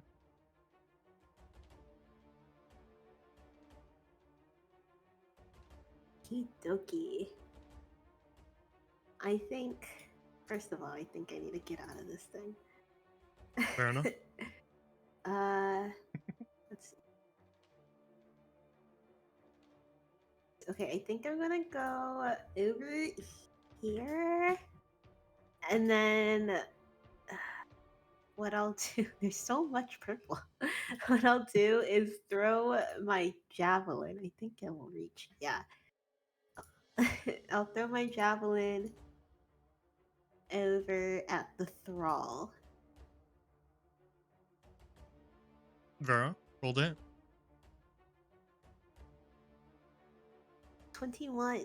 21 hits. And that'll be 8 damage. 8 piercing damage.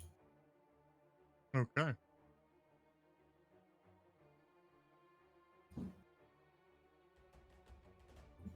Damage taken. And Your javelin stabs into the shadow and lodges right in there, so it's still stuck in him. I'll have to get it back when I feel safe to move again. I think I'm just gonna chill right here for a little bit. Fair enough. If that's the end of your turn,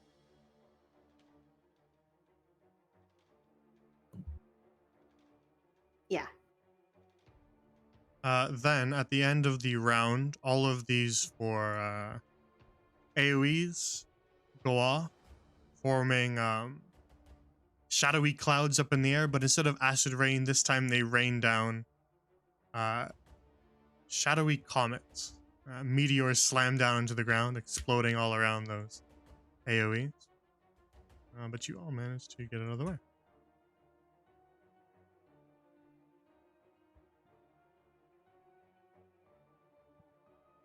Which will bring us to Nightshade's turn. Nightshade, the Thrall of Midnight, has just teleported right in front of you. How do you react to that? Poison in his face. Fair enough, fair enough.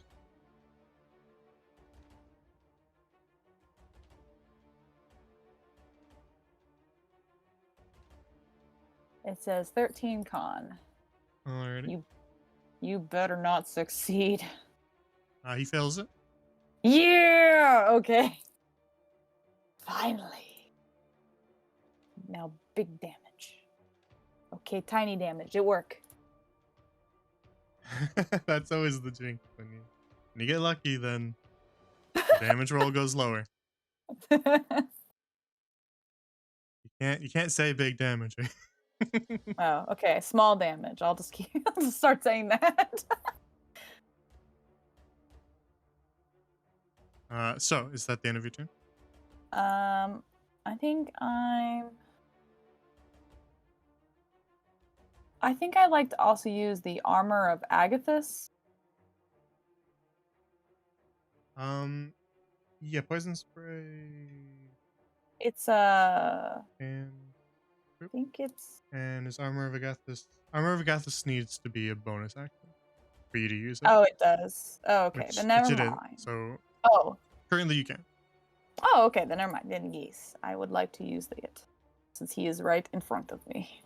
No, sorry, you can't use it, is what I was saying. Oh, you can't. Oh, okay. Sorry. Then never mind. I shall just stare him down. It's an action, and you use your action on poison spray, so they don't mesh. Otherwise, you could if it was bonus action and action. Oh, okay. Okay. Okay. Well, then never mind. I will stare him down, and that will end my turn. Very well.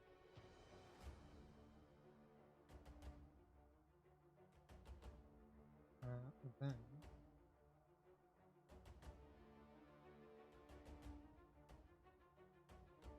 that'll bring us to base turn.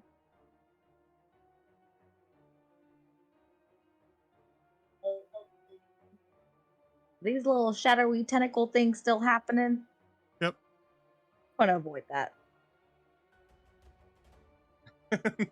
Let's The see. bridge was an interesting spot for that to be used. Yeah, like you cut us off. I got little legs. I can't jump this. Yeah, it's about a 10-foot drop down into the water, and then it'd be I a can't 10-foot climb it either. back up. You could try to leap it. Nah. Little legs. We don't leap. We waddle. We're hitting them pretty good. I'm gonna frostbite them. Give Vero? me a con. That was a con. That was a nat 20 con, so he's not going to take that. You know what? I'll accept it. I got a lot of those out on him. Whoops. Sir? Accidentally hit undo. Sir? Yeah, and, hey, Duja, don't mind me. Gonna use you as cover. My bad. My bad. Oh, wait, is he back in my range? Yeah, okay. Just to be safe with a bonus action, I'm gonna move my little birdie a little bit. Okay. Alright, and I'm good. Gonna ask how all y'all's health is looking, but the moment has passed, so my bad. Everybody's honestly not terrible. Hell yeah. Survive, guys!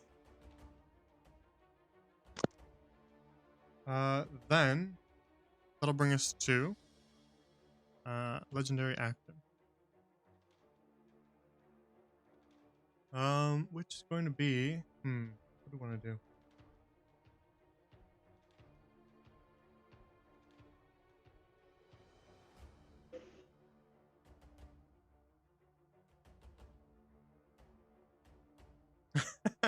Yeah, I mean, it's got to be that, doesn't it?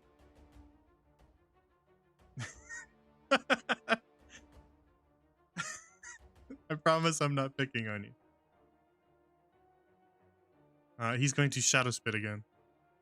And so as he spits another globule of shadow, you see the other ring of black tenebrous tentacles disappear as he's going to cast it here instead. Yeah, I did this to us, Duja. This is my fault. I said we needed to break up, and I just keep coming to you. I mean, I don't know yeah, what's wrong. if there's two of you right beside each other, then he's definitely gonna go for the double hit. I did this to us. My bad.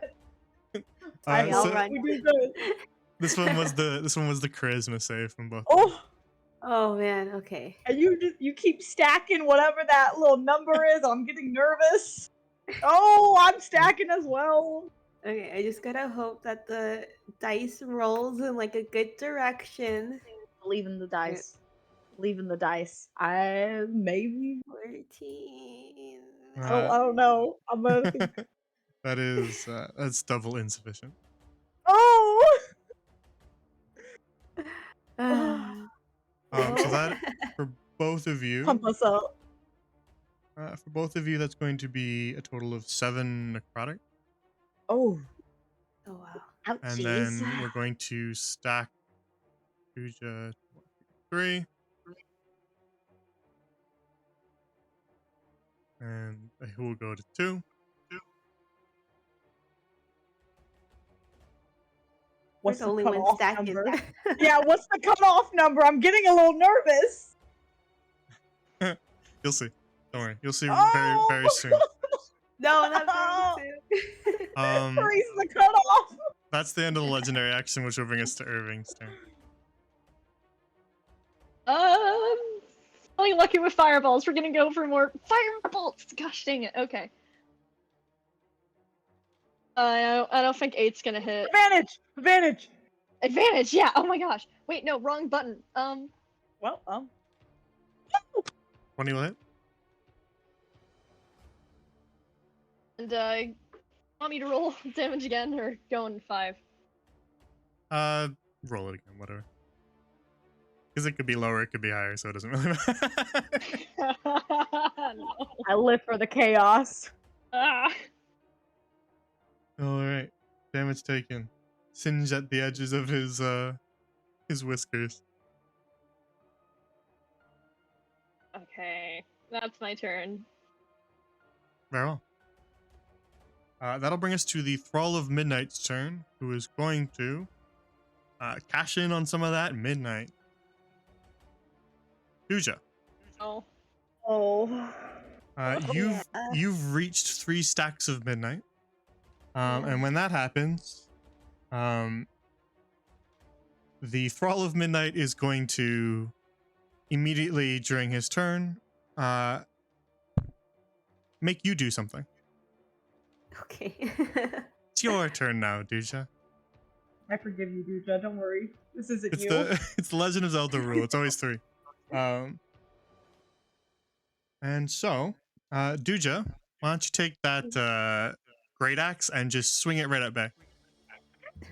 Okay. Full rage So and all. roll Yeah, the just hit. roll to hit Bay's AC. All right, Come on, get me, 1. girl. Let's get low. Oh Eat it. no. All right, Oh. now roll your damage. Low damage. Come on. No, it's gonna. Oh, okay. This is a something bad low. weapon. Duja was the worst This person is for this to bad. happen to. God. No. Oh, honey. Oh, sweet Oh. honey iced tea. Babe. Oh, sweet honey iced tea. Why would you murder me? I loved you.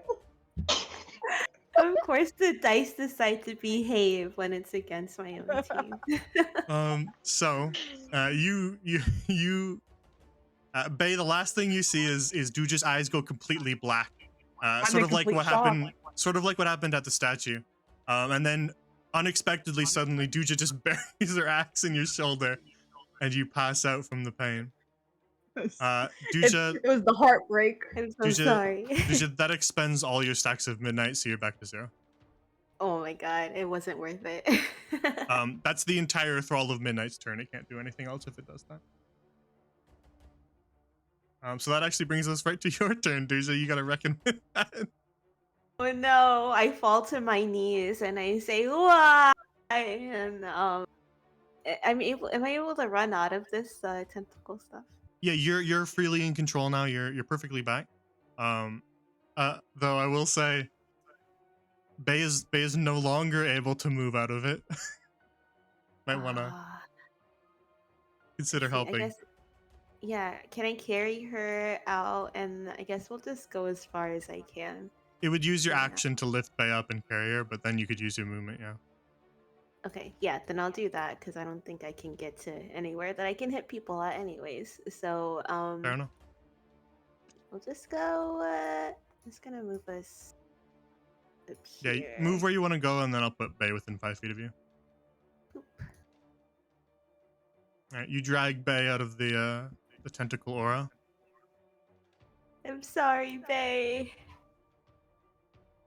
And yeah, that's all I can do. Farewell.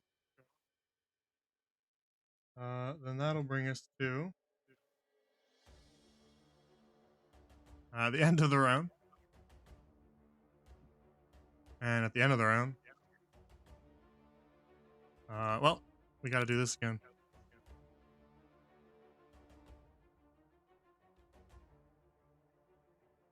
But it only happens to people who are conscious. So Bay does not get one.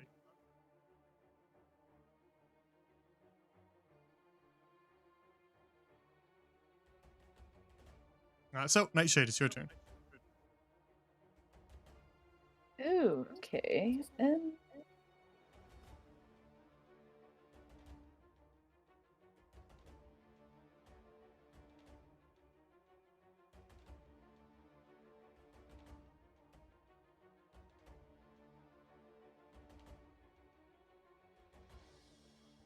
Uh, For Huh? reference, this little snowflake thing here means that he has disadvantage on his next attack. So if he did try to attack of opportunity you, he would have disadvantage on it. Okay.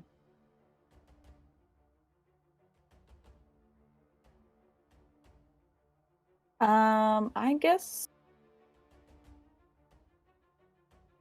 So wait, he has disadvantage or I have disadvantage? He does. Like if you tried He to does? run out of his range and he tried to swipe at you, he'd have disadvantage on that because of Bay's frostbite Okay, that she has given him cool. I'm from gonna try to beyond the grave. run. Oh. I'm gonna try to run out of that first, I think, then. Okay. And then make my action after that. So, let me see. Yeah, he'll swipe at you, but with disadvantage. With disadvantage, he misses. Okay, cool. So let me see where I want to move here. Yeah, I guess I will move here. That's where I had my arrow. Very well. And then at that point, I want to use. I'll go ahead and use an Eldritch Blast. Okay. The bread and butter. Bread and butter. An Or- 11 is just shy. And Birdie is gone, so you can't get an advantage on it. Ah, no. Dang it, Bobby. Okay. No, that's fine then. At least I'm out of the purple. I'll take it. Fair enough. Okay. That'll end my turn. Then that will bring us to Faye.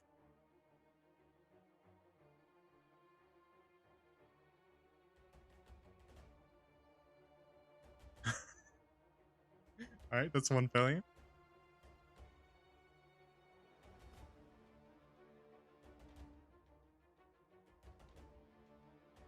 And then we'll move right on to Irving.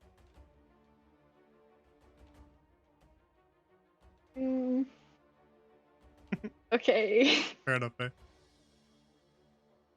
Oh, I don't know what to do. I don't have any healing spells this campaign. Okay, hitting him with another fireball. An 8 isn't sufficient. Ah. Right. I don't want to risk. Okay. Okay, that's the end of my turn. Farewell. That'll bring us to the Thrall of Midnight's turn. Who's going to run here? And then it's going to use. Well, we meet again. It's going to use a variation of Lokiri's Earth Shatter, but now that it is the Thrall of Midnight, it's going to use Midnight's Mind Shatter. That's a little too big. Just give me a sec. Looks like that. On you, Nightshade. Make a dex save against it Dex save. Okay. to evade these tentacles as they explode from the ground in a shadowy wreath. Yeah, you don't need to roll your limps thing because you already saved. You're good. But you're still gonna take a bit of damage. It's not the full thing. Okay.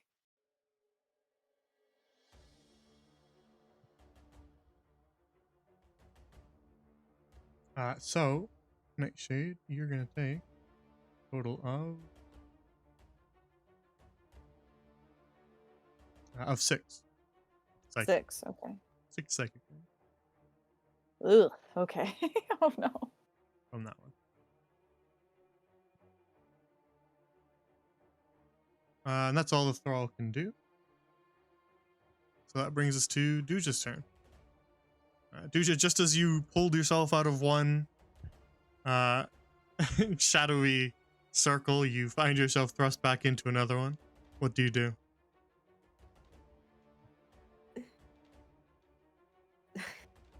I'm just gonna move again.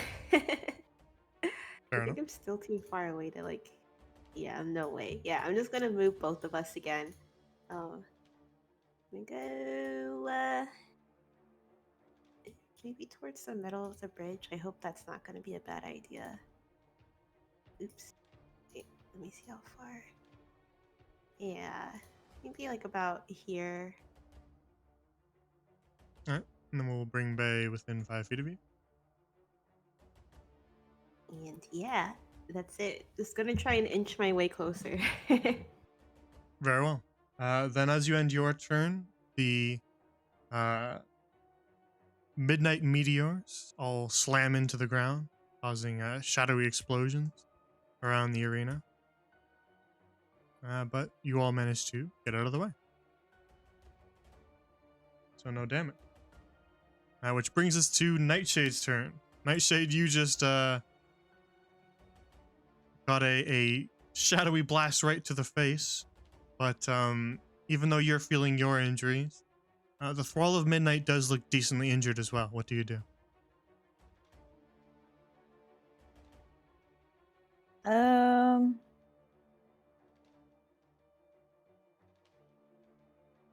think I want to use the armor. Very well.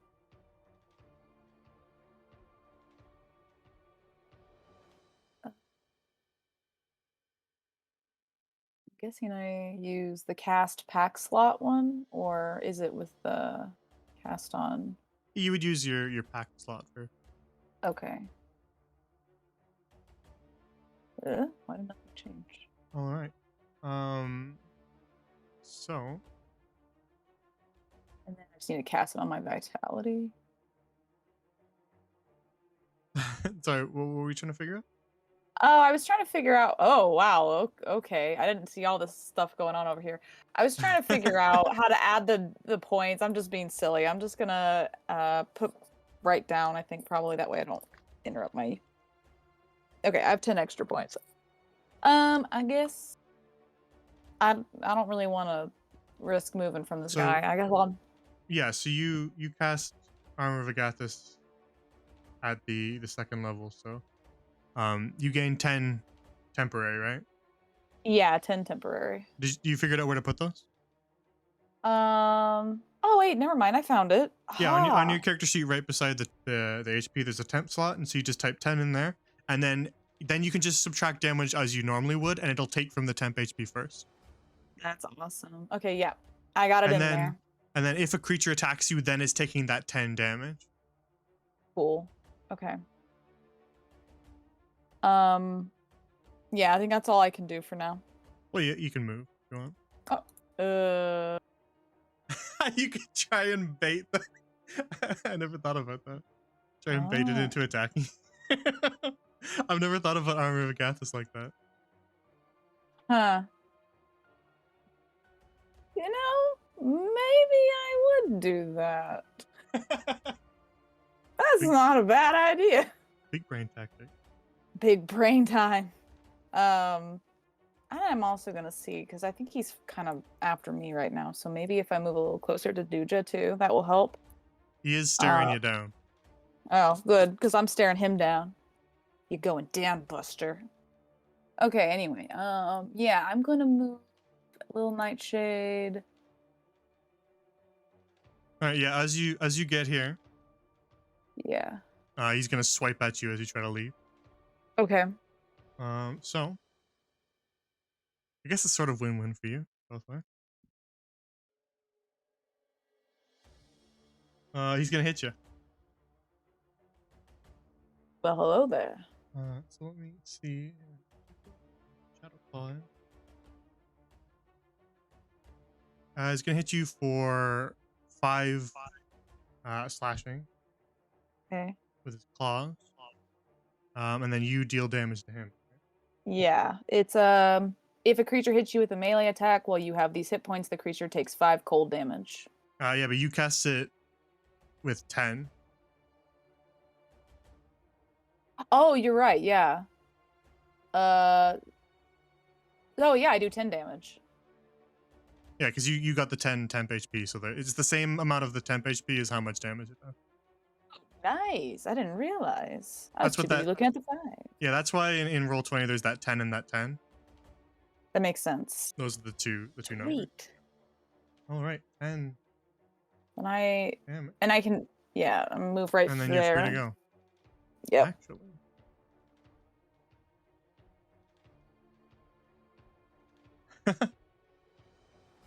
Yeah. Nightshade. Huh?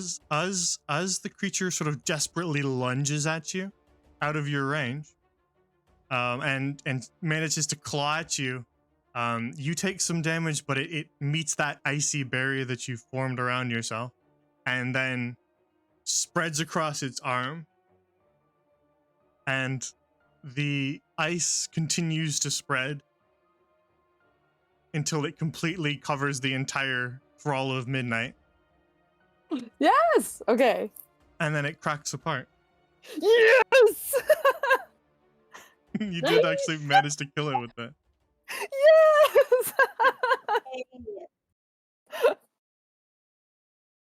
Yes. Take that. So, you're no longer in initiative count, so you can move freely.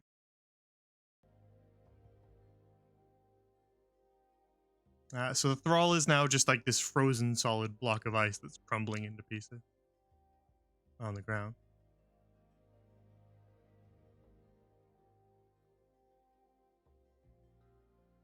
So what do you guys do now? You still have a unwell-looking Bay on the ground. Yeah. Oh, Bay, I'm so sorry.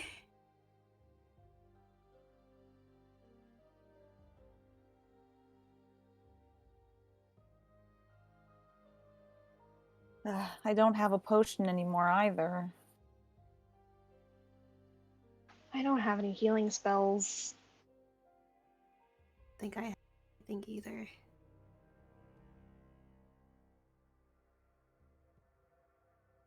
You could attempt to stabilize Bay without any healing. With medicine check. I have +1 on medicine. Not great, but I have Or me. +0, So. You want me to roll? Yeah. uh, Me? hang on, one sec. What's your medicine, Nightshade? +1. Does anybody have higher than a +1 while I look? Nope. I want to double check something just to be sure. Yeah, this is an ability check.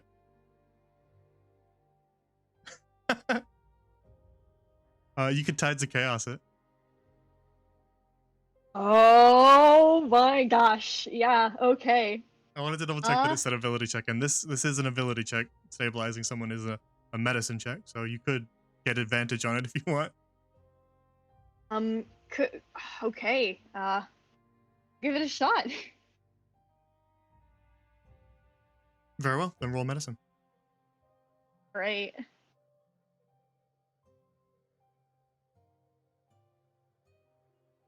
Ooh. 13 is the best I got. 14 is sufficient. Definitely. Okay, let me roll a d20, see if I cause any chaos. That's a 19. Actually, Tides of Chaos is a little different. Oh. Tides of Okay. Chaos, since you're granting yourself advantage on an attack roll or an ability check or a saving throw, you actually just hand me a for real wild magic surge. Oh boy, let's see Um, what's gonna happen then. and it only happens when you cast a first level or higher spell. So next time you cast a first level or higher spell, you're gonna magic surge on it. Right. No. Sure. I'll probably forget that by the time it happens, and it's gonna be like really funny. Yeah, I'm jotting it down. So Bay is stabilized, not awake, but not dying. So Bay isn't making any more death save. Bay is stable, but she is not conscious.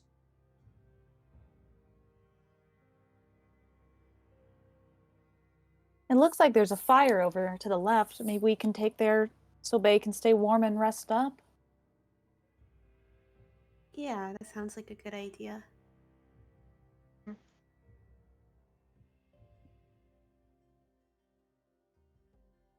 Very well.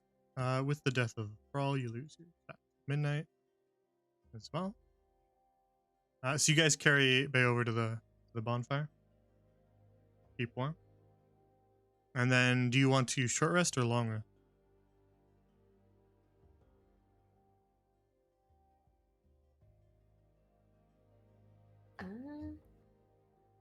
What's the difference again? I always get a little confuzzled. Long rest is a lot longer, so you'd be taking 8 hours to actually sleep. And that would wake Bay up and restore everybody to full hit points and get all your spell slots and all your abilities back. But short rest would be just 1 hour, and you would roll hit dice and only gain short rest stuff back. I'm okay with a long rest if everyone else is. I'm cool with that too. Yeah. Okay.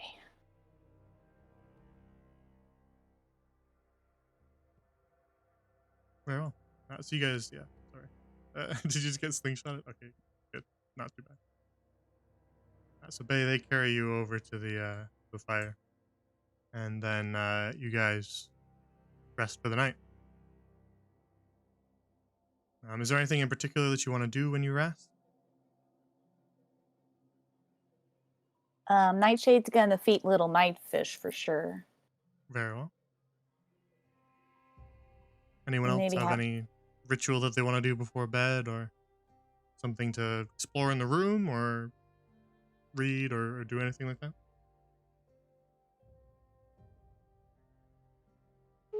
Irving's gonna doodle in his little book before he goes to bed.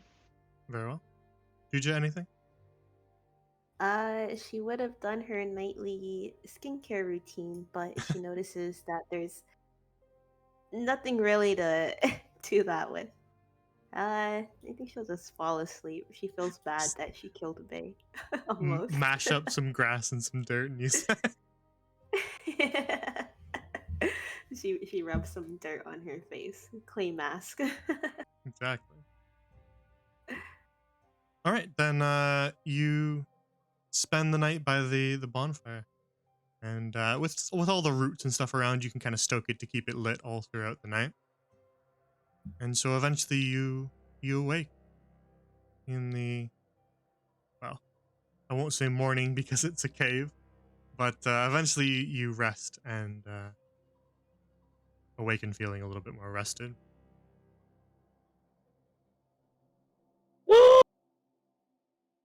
Oh my goodness, I had a horrible nightmare. Oh, That Come back to the was land of the living. Yeah, freaking welcome horrendous. welcome Dude, back do you still again. love me? Yes, I'm so dream? sorry. What do you mean you're sorry? What? They took me over. What? I had the eyes of midnight and I couldn't control myself. I whacked you. You're telling me this wasn't a dream? And you really, out of everyone here, you decide to hurt me. It was It's too late. You've ruined us. I need a moment, Duja. It Give was me his a fault. moment. I'm punching you in the knees if you get closer to me. I have to go. I need to sit. I'm gonna let my legs dangle. I wish the water would touch them, but it doesn't work.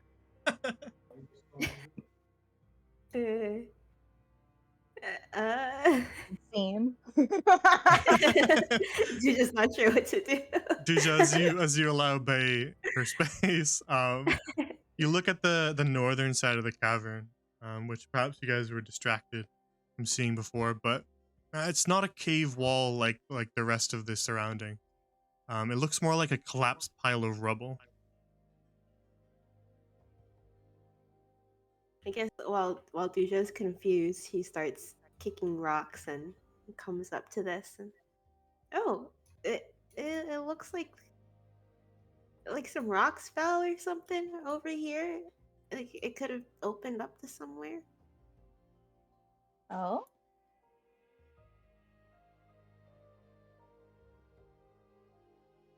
Yeah, as you investigate, it seems like this portion of the cave was purposefully collapsed into a pile of stone and rubble.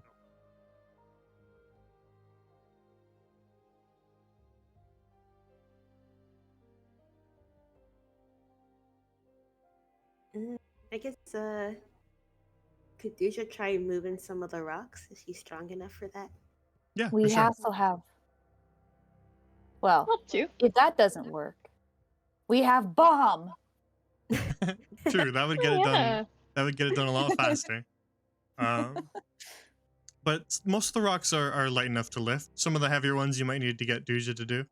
But for the most part, you can all kind of pitch in to chuck rocks off the pile and kind of clear the way. Okay, let's get going.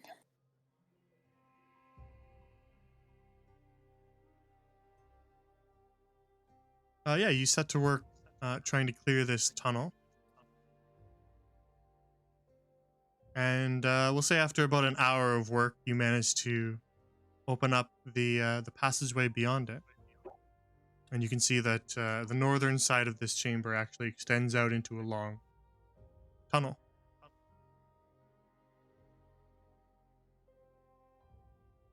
A secret tunnel.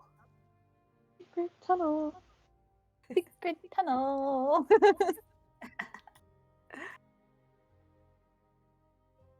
I wonder did they cover it up on purpose? Yeah, it definitely seems that way.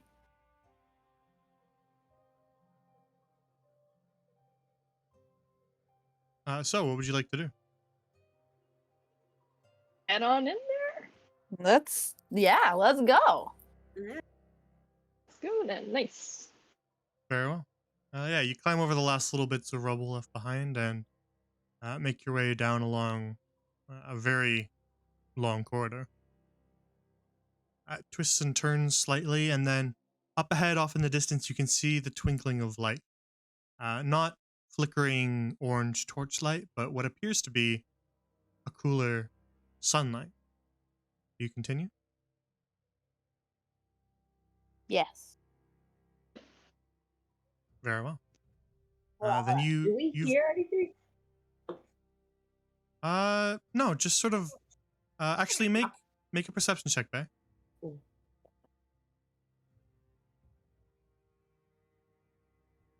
Duja do one as well because you guys will get different information. Duja, you can have advantage on yours. Oh, no, twice. Bay with a 23. You feel like the gentle wind against your face. Oh, A breeze. no, it's been a while since I felt a nice little breeze. Duja with a After 2 murder 21. attempts.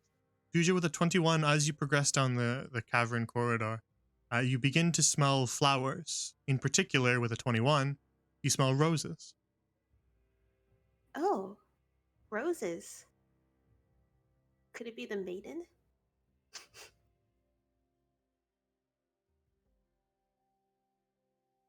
So with that, do you continue?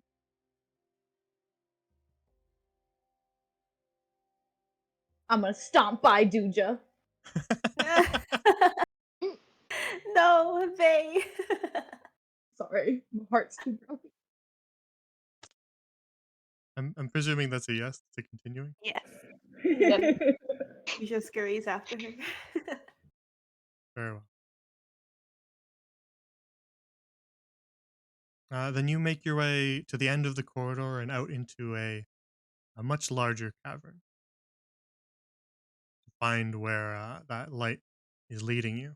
And as you arrive, you can see that the light is cascading down in rays from cracks in the cave ceiling above and illuminating a massive cavern filled with flowers.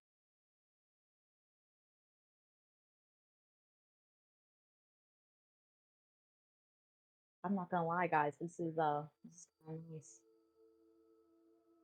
Kind of want to just lay in the roses after all this death and murder.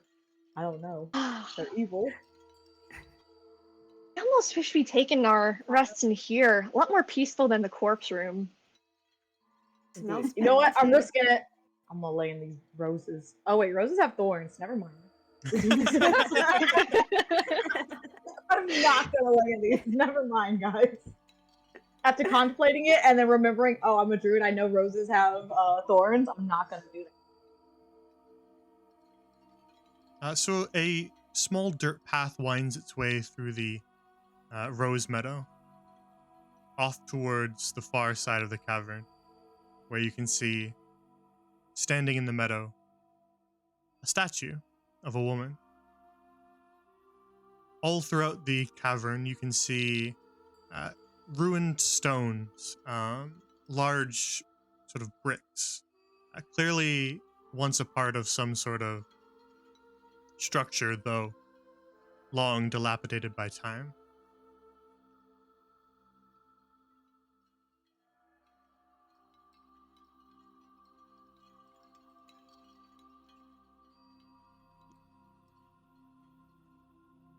You know, it was nice, but the more I'm looking around, the more I'm not feeling it, you know?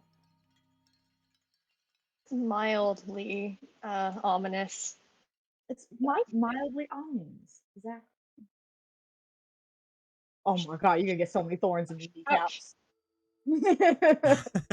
You would have to kind of wade through the roses a little carefully to not catch yourself on any of the thorns. But Irving, you can see on some of these ruins that still remain, etched drawings carved into the stone. They appear to be rather rudimentary, like children's drawing. I tell, like, do they tell a story? Like, what are they of? Exactly. Well, what you can see here is what they're of. Oh, okay. But I'll describe them better for you. You find like a sequence of stones that are kind of built and fastened together with the carvings that go across them like a storybook. The first on the left has two figures. One short, one tall, both seemingly female. The next image, just one, only the shorter one, remains. The image after that shows some sort of building, a house, a manor, maybe. And then the stone after that shows two figures again, though this time both short. Okay. What's this one up here? Sitting kind of tossed aside on its own, maybe broken off one end or shattered out of the sequence, is a lone rock engraved with a tombstone. Ooh.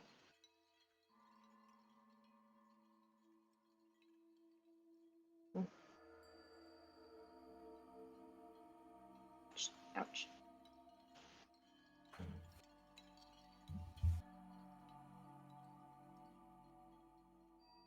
Nightshade, you make your way through the roses. Are you looking at this or something else? Yeah, I'm looking at that. Very well.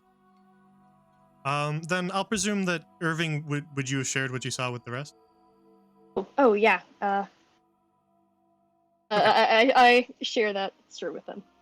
Yeah. Just so that I can phrase it from a perspective of Nightshade knowing what the other one has.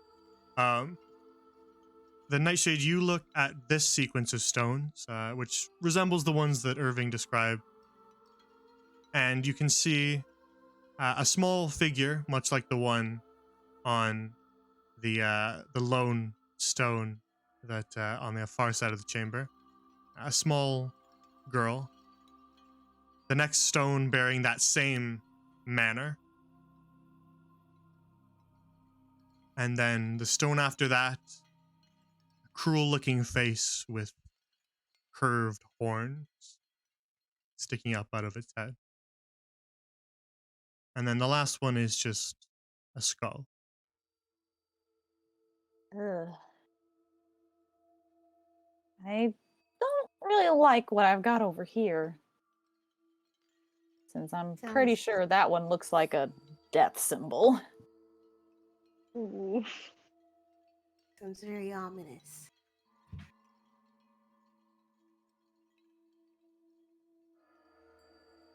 What do you think it could all mean? I think it might be a story or a word that I can't think of. It's telling us something, and it doesn't end well, apparently. Wonder which one of the sequences. Oh my god! What? Jump scare. Sorry. What were you saying? I wonder which one of the sequences comes first. But hi over there. Sorry. What are you up to? Oh, I was just looking at... I heard you all talking about a story, and I just wanted to see.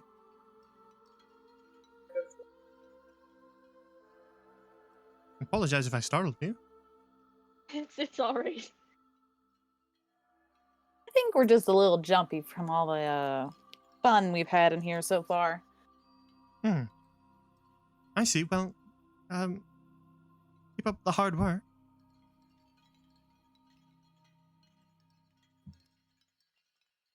Do these stones mean anything to you? She makes her way through the roses to look at the other one. Cocks her head to the side and kind of examines them. No, I don't think so. They mean anything to you? Yeah. I mean, besides the death symbol, I don't think so. Maybe the girls have something to do with the Rose Maiden? Maybe the little girl that you came in here after. Oh. This is the little girl's dream, right? What if she is the Rose Maiden?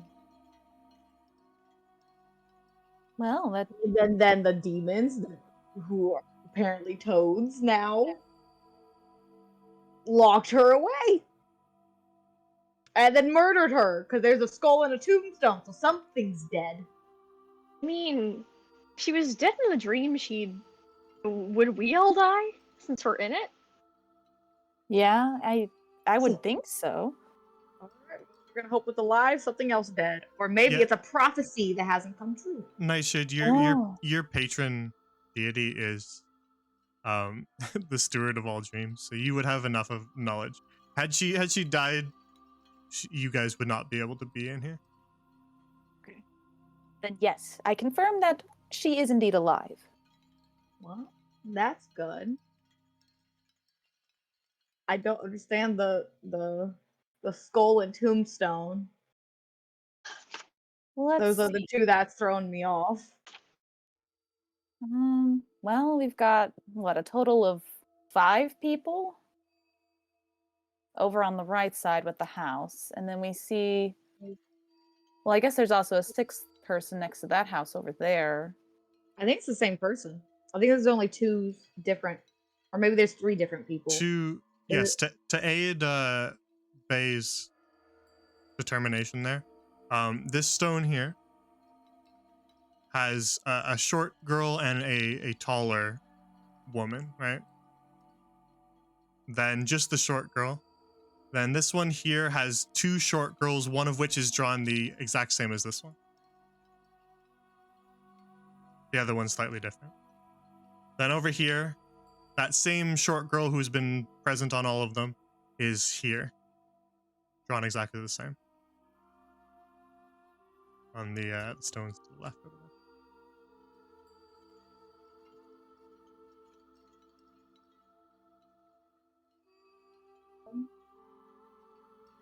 Any other theories? No clue. Well, shit, guys. Hmm. I guess let's look at the statue here. And hopefully it will clarify some things. Or just confuse us more. I'm with it.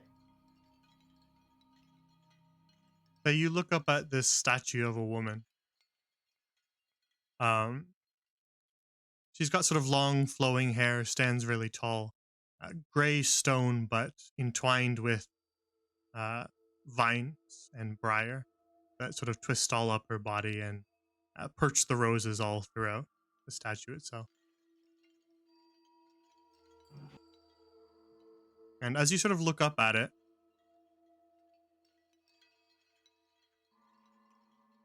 you see the statue's head begin to move. Mm.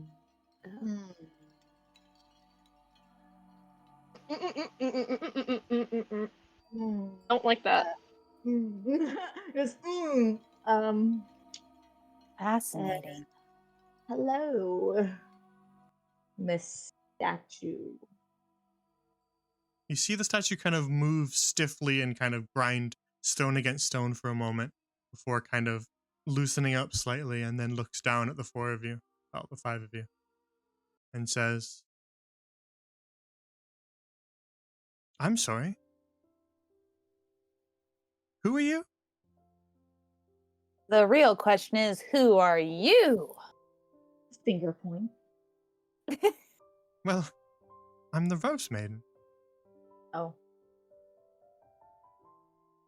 You've let this place gone to shit. Well, Sorry. Have you been out there? I don't think. at one time, I watched over the whole forest. Now I Well. tend but a small garden at her very heart.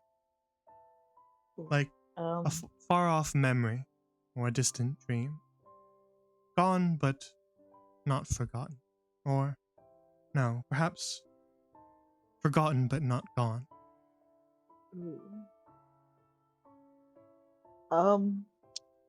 But who are you? Sorry.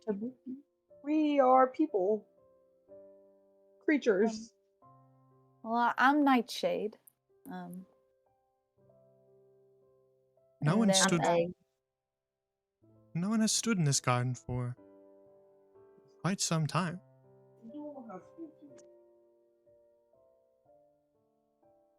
Toad. Toads.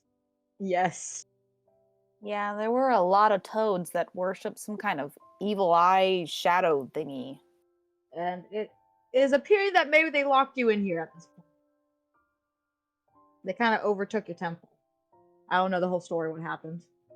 I see. The caverns did collapse, perhaps.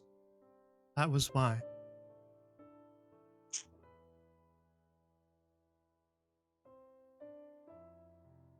Can you... I don't want to make you feel more depressed, but can you tell us how you ended up with just a small garden if you used to take this whole little area? It's small now. What happened? Well, all things crumble with time. So too must I.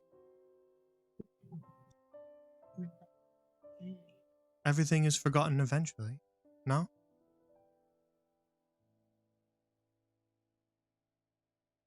I suppose. Doesn't have to be. People can always keep you alive.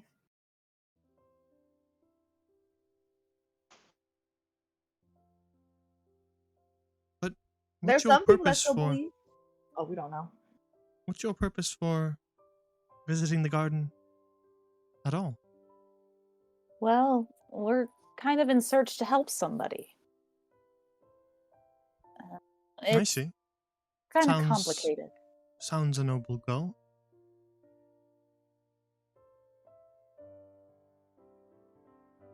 Do you happen to know what the stones on the left and the right, with the people and the home and the monster, all mean? Are they like a story? They were carved there quite some time ago. Not by myself, though. Perhaps whoever carved my statue carved them there as well. Hmm.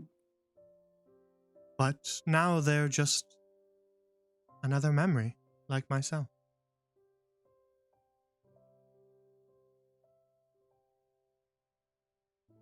Prophecy.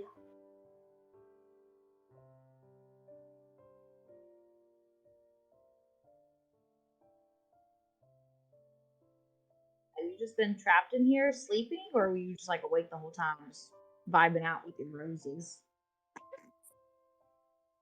I've been resting, only called upon when I'm needed, and tending my small garden.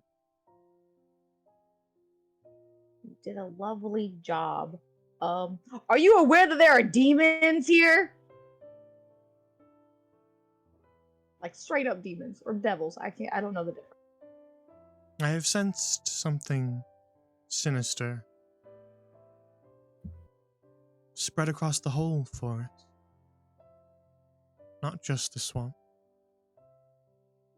But as I am now, I fear I cannot stop it. Well, lucky us. That's why we're here. Yeah, Oh, is there some way we can help you? You make it sound like the state that you're in is not one that you are normally in. well, I have crumbled away for some time. You see, when I first sensed that sinister presence, I did my best to hold it back, to tuck it away, if you will, hide it in the deepest recesses of the forest. But it's been wearing away at me, like water on stone. And I fear if I crumble any further, then it will be allowed to flood and destroy the entire forest.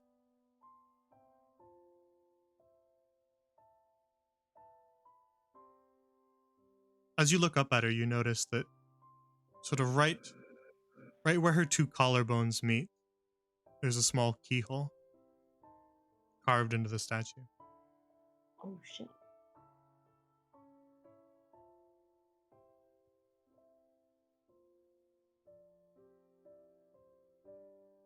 Oh Plenty of half the key? No, you don't have a key. We definitely do not have a key.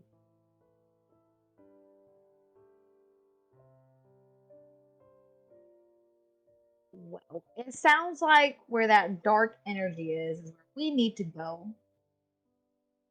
We can help you while we're helping us. And are you got a hole kind of in your chest that I'm not looking at your boobs, but you have a hole on your chest that appears to be maybe a keyhole. You would You seek know what that's about. to destroy the sinister presence in its entirety. We're trying to save somebody. We gotta. Is such a thing even possible? I've died twice. I've come back twice. Anything's possible at this point. Yes, we definitely believe it to be possible. I mean, it's, I guess you could say, part of our purpose for being here. Yeah. I see. Then I suppose it is fate then. Well, my current predicament is only dwindling my strength further, so I suppose if someone were to try then, why not you?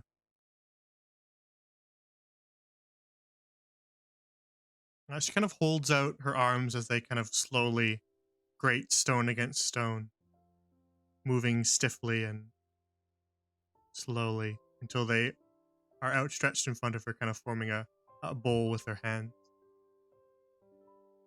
And then, with a soft little light, a key appears. Oh. I was guarding this, keeping it safe, holding back that tenebrous storm. If you are to confront it, then you should have this.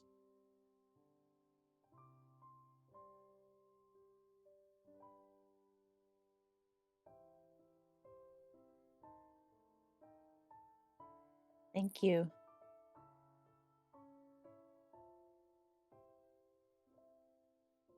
When you are ready to confront the storm,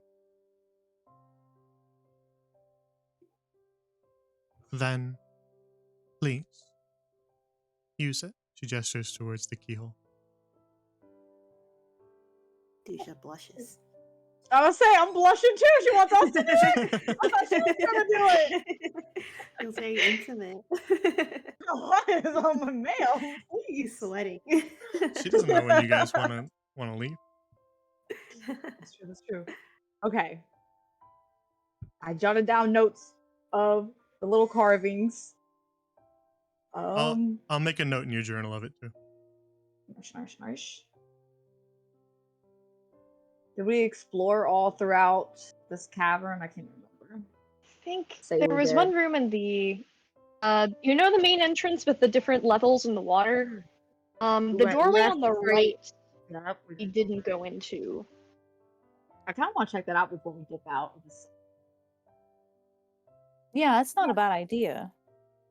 Get some more lore or some knickknacks. I'll take either. We have to do some more investigating. Are we agreeing? Check it out. Or we just gonna dip. Make your preparations and then return. I will be waiting. I've waited a long time. I can wait a little longer. I am so sorry. You are so melancholy. I just gotta go. Thank you for your patience. We'll be back. Thank you, Rose Maiden. Of course. We hope to see your garden flourish again one day. I miss. Kiss. BRB. And then you make your way back down the winding path towards cavern entrance. I'm speed walking this. Cool. Go.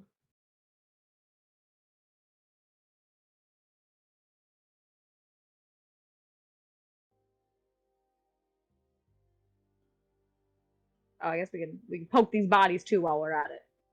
Poke all the dead bodies as we pass by.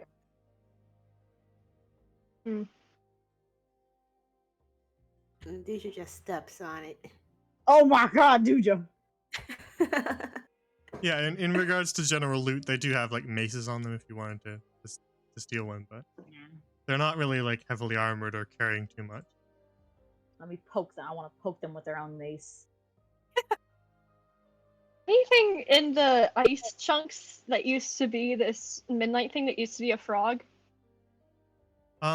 It's kind of been slowly melting all throughout the night, and as it melts, the ice that crumbles is just sort of just releasing little wisps of shadow that just disappear. I dare someone to lick one of the ice cubes. So it's kind of slowly disintegrating as it melts.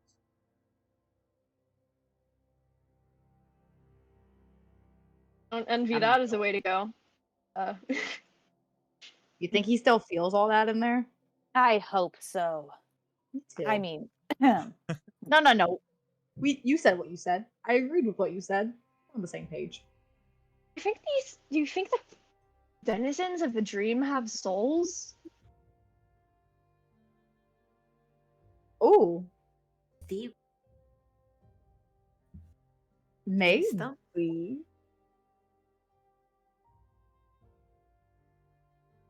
Unless this kid just has really vivid nightmares.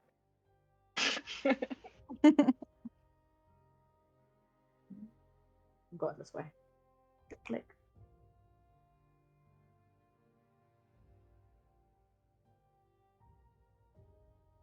What if the twist at the end of the campaign was that the druid's magic just went wrong and you didn't get put in a dream, you just got teleported and all this was the real world? Suddenly, the consequences of our actions. Wait, this isn't a dream? Well, I might have behaved a little better. Choices. Back so.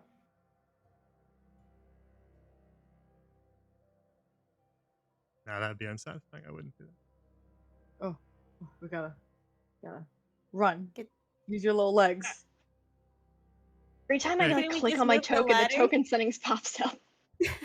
Can you just move the ladder? I don't How think you there's gonna like get a up passageway to get the across. ladder? Our way.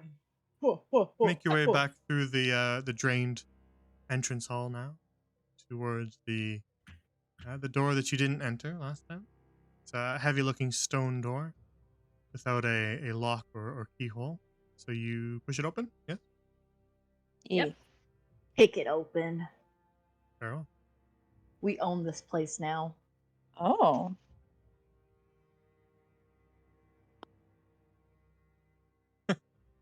Sure. And you make your way inside the room to find a small little chamber, dimly lit by lanterns and candles.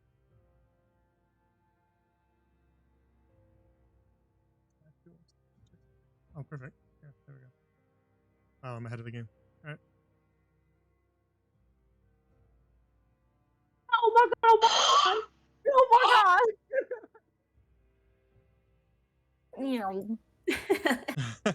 Y'all So ran.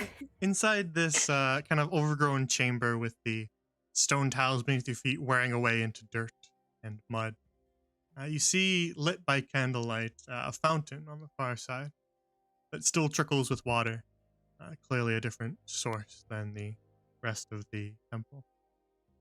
And as you make your way up to that fountain, you can see that all these candles along the outside lip of the fountain and even floating on some of the lily pads illuminate a fish that just sort of swims gently back and forth beneath the surface.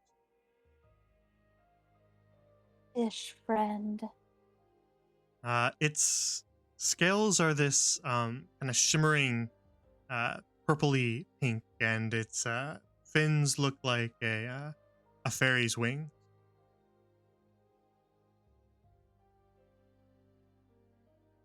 What are you doing here all alone, little guy? The fish actually swims up to the surface Huh? and just sort of pokes his head out and speaks. And the fish says, well, I might ask why you're here as well. Whoa, a talking fish! You're so cool. I mean, we're here on a mission. A mission, yes. To save someone. Does sound awfully important. Yes, it's very important. But, why can you talk? I'm sorry, why can you talk? I never thought about it like that. Fair enough. But how rude of me. I am Septimus, the Sprite Gill. What is your name? Oh. Well, I'm Nightshade. Over there's Duja, and that's Bay, and that's Irving. Well, you are rather odd, the four of you. Not seen creatures of your kind.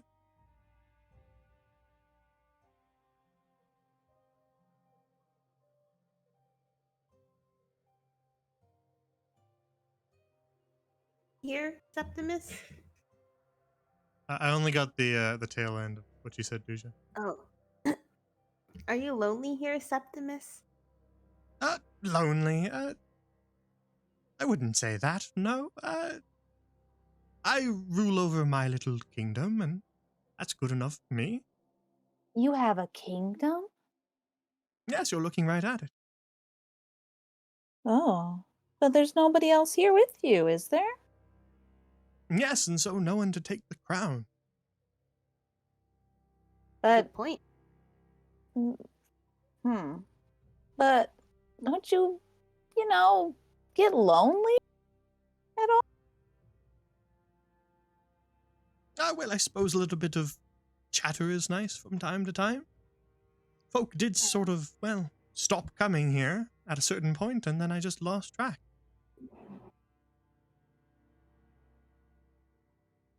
Well, maybe we can make sure you have visitors again, hopefully. I think we cleared out some of the gunk. I suppose that would be nice. Folk used to come from all across the swamp and say, "Oh, Septimus the Wise, tell me my fortune," and the like, and, well, I would do my best to help them. Oh. So fortunes. No, I can do all sorts of things. Ew. Oh, Septimus the Wise, what kinds of things can you do? Watch this. He does a little backflip out of the water. Oh my gosh! Oh, Amazing! nice. You're Yes, so amazing! I did think that one would impress you. I'm glad to see that it did. Oh! I have a fish too. If you maybe want to speak to one of your own kind or just say hi, this is Nightfish. I see. Good to meet you, Nightfish. He kind of looks back up at you, Nightshade. Are you a friend of fish? I mean, I would like to think of myself as a friend of fish. I mean, I do love fish. He looks back down to Nightshade and then just kind of begins to speak in a language that you kind of can't really understand. It's just sort of bubbles and blubs and waving of gills and fins. And Nightfish seems to be responding back. Whoa. Yes, I see. Adequate diet and well fed and well taken care of. I suppose you are a friend of fish. Yeah. You weren't lying.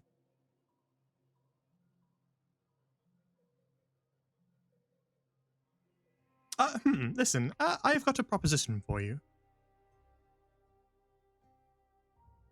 What would that be? Well, you see, there's something that's been tossed in my fountain that's been taking up space. I mean, there's an ancient artifact at the bottom of my fountain that I've been allowed to gift upon a traveler who declares themselves a friend of fish. Does that interest you? Yes. Very good. Then I shall bestow the ancient artifact upon you. He swims down under the water and kind of disappears down near the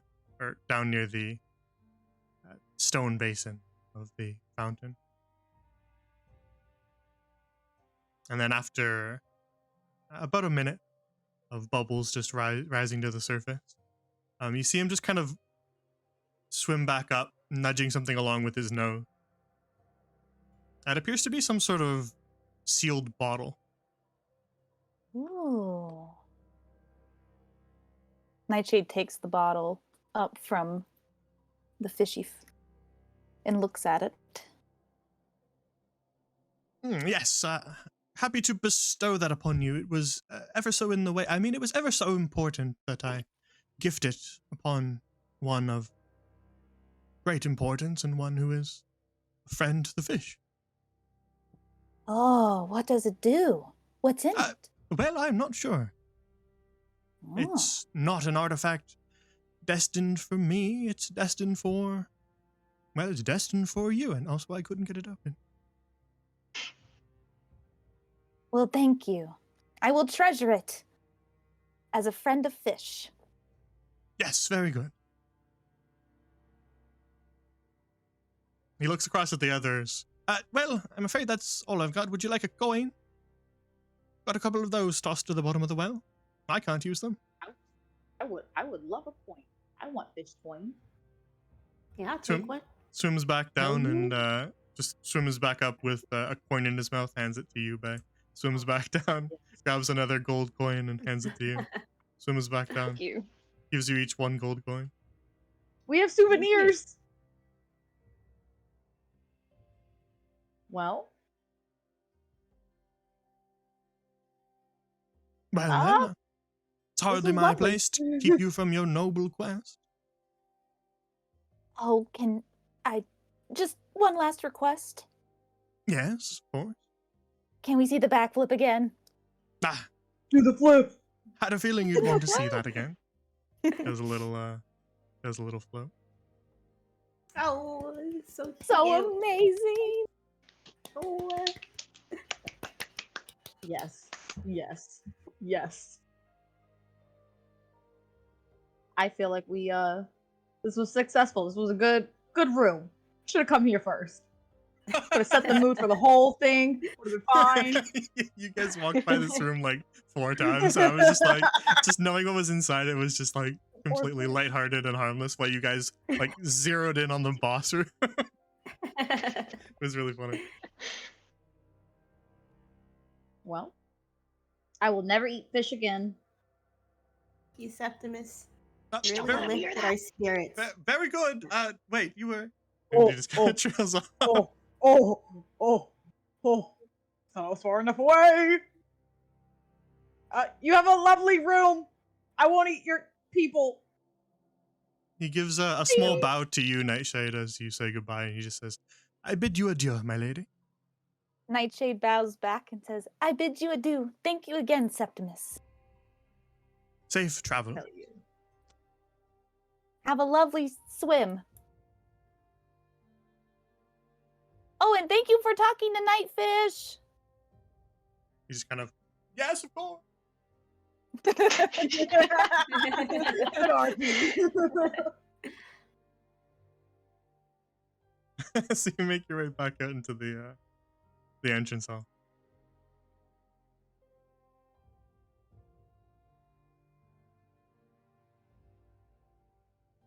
Wow. And Nightshade, you kind of turn over that bottle that you have in your hand. We didn't open the bottle. What if he's gonna be curious for the rest of his life what was inside the bottle?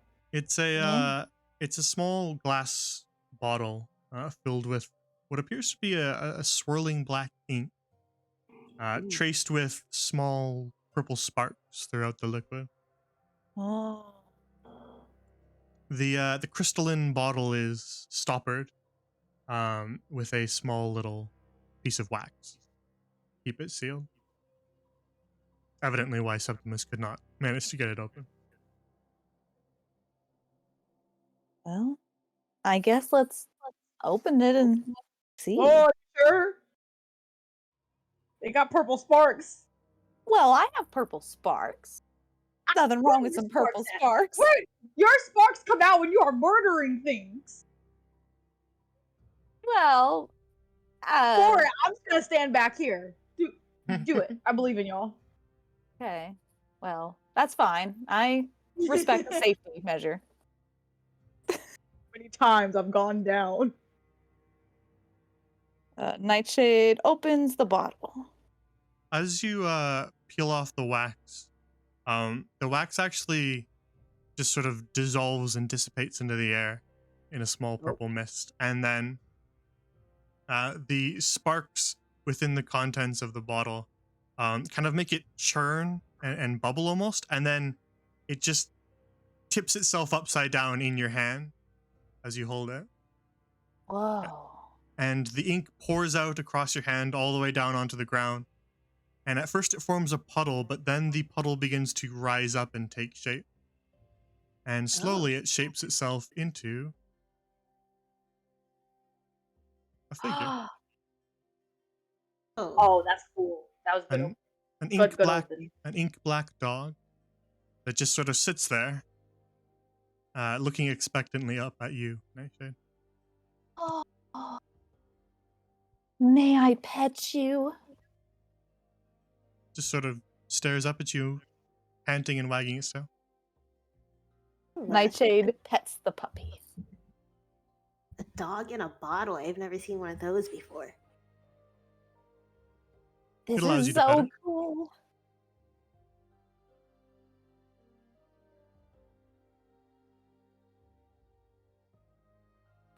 Wait, how did a dog fit in a bottle? Oh, what am I questioning you for? Don't question the gifts that were given from the fish. I will never question fish ever again. Not that I ever did. You gotta wait. name them now. I know, I was about to say. Shade Wolf. Night Wolf. Nightfish and Shade Wolf? Is that what you said? Yeah. They go hand in hand now, they're friends. He get better name. He got beautiful piercing eyeballs. Oh. Hello. A jump scare appeared. No, I just shit does heard get you scary. talking about an item, and I wondered if you wanted me to identify it. Yeah, look at this doggy. It came in a bottle. Oh, well, that's rather odd. But fortuitous, I suppose. It's not an evil dog. It seems to be friendly, so that's a good thing. Yeah, we're taking it as a good thing right now. So he's kind of examining the dog, and then she looks up at the bottle that you're still holding, Nightshade, and she goes, "Oh, I see. So it's connected. It's connected to that then." Wait, is this like the doggy's home? Would you like me to take a closer look at it? Yes, please, if you don't mind. Yeah, she'll spend some time identifying it for you. So this Wolf Rider's ink is swirling black ink traced with purple sparks and held in a crystalline glass bottle. When the bottle is unstoppered and its contents poured out, the ink swirls into the shape of a black wolf. The wolf is obedient to any who are attuned to the item, so it's obedient to Nightshade. And the wolf can remain outside the bottle for up to 4 hours before it must magically return to the bottle. Upon which, the bottle reseals itself, and you can repeat the process. Oh. Oh, cool. Once used in this way, it can't be removed from the bottle until the next dawn, but after that, it gains the charge back, essentially. Okay. The Ink Wolf uses the stat block for a master, which I'll provide to you, Nightshade. Okay. And it returns to the bottle if reduced to 0 hit points or targeted by a dispel magic spell or something similarly nullifying. So it's basically a little familiar. You're so cool, doggy. I need to give you a good name. Oh, by the way, doggy, this is Nightfish. Nightshade holds out the bottle she's keeping Nightfish in to show the doggy. Yeah, the dog would just wags its tail, look excitedly up at it, panting. Well, now that we're all friends, oh man, I'm never good at names. Well, we're probably gonna end the session here anyway, so. Well, I got time then. You got brainstorming. So you don't have to pick one right now because we're already at 3 Yay. hours. So we can wrap up here and then we can head back to the Rose Maiden next time.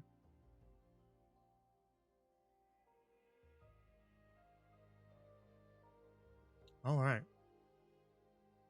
So we'll call it a session here and resume with our journey deeper into the dream on the next episode. Hell yeah. I'm glad we didn't forget this room. We could have lost a whole little thing right here. We would have lost a dog and a fish encounter. Oof. Would you have told us if we missed it? Nope. Maybe, you know what? It was for the best. Yes. I think we could have had this dog in all the battles if we came here. My Yeah. God. Could have had the dog during Oh, the boss fight. man. Oh my God. No, I also wonder what would have happened if we had never smashed that statue and then went into the boss room. Some different things. We probably could have talked to him some more, maybe gotten a little bit more info. But either way, someone was dying. We did everything out of order. But that's the fun of It D&D. builds character. It feels good. Don't worry about it. All right. So off the top of our heads, does anything interfere with next week? I don't Mhm. believe so. Yes, I don't believe so either. All right. Well, if anything does change, then let me know. And we can always adjust stuff if we have to. But we'll pencil in for a yes at this moment, and we'll return. I'll get the Wolf Rider's ink into your inventory, Nightshade, so that you can have that as a reference, and then I'll also shoot you the Mastiff stat block so you can see what it can do. It's got a movement speed and attack, and you can kind of have it do stuff on your turn. I'm excited. Something to do with your bonus action.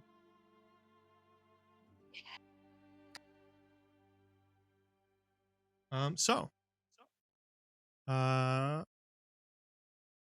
think we'll call it here. Before I do my whole ending wrap up, those of you who stream can let everyone know where they can find you, so I can put the link.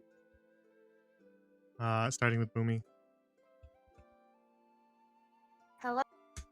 My name is Mamana Boomy. I am the resident Ditzy Devil of 4V Live. You can find me on Twitter and on Twitch at STFU Boomy. I stream typically on Mondays, and I think Wednesdays and Thursdays now. Mostly Mondays and Thursdays, but yeah. Hope to see you guys there. Very nice. And then Kat. Hello, I'm Cat Planet Shine, aka codename Sparkle Ryuichi.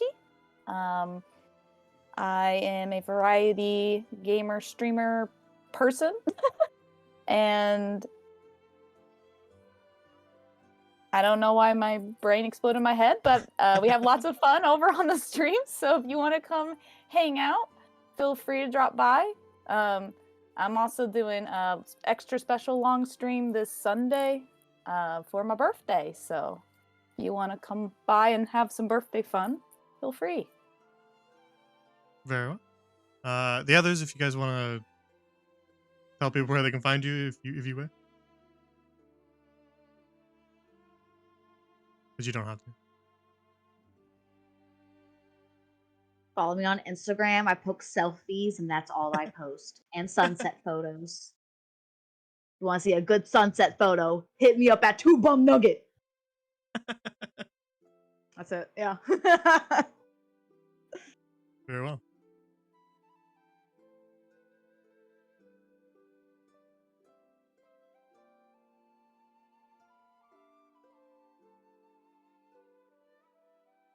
Charlie, did you want to go or not?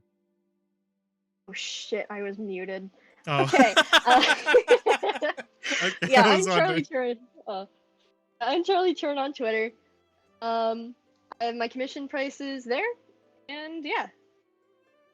Find lots of good art there, so go check it out. Hell yeah. Are your commissions open? They are pretty much always open. Yeah. Oh, hell yeah. I like Hell that. yeah. All right, so that's where you can find everybody. Thank you for watching. If you want to get up to date on stream schedule stuff, follow me on Twitter. If you want to join the community, join the Discord. If you want to get caught up on old streams like this campaign or campaigns that have already ended, or some of the other ones we run here, like Beyond the Eye on Mondays, and well, Seas of Sand will be ending next week, but it's on Wednesdays. So check out the archive if you want to get caught up on all that stuff. On YouTube, there's a link. And if you want to read more about the living world that all my campaigns take place in, Grand Lorien, then you can check out the World Anvil at that link there. It's like a wiki for factions, deities, kingdoms, and continents, all the stuff that exists within this living world that slowly changes as the players affect it. Other than that, thank you for watching, and have a good night. It was a fun session. So take care, and I'll see you guys later. Bye. Bye.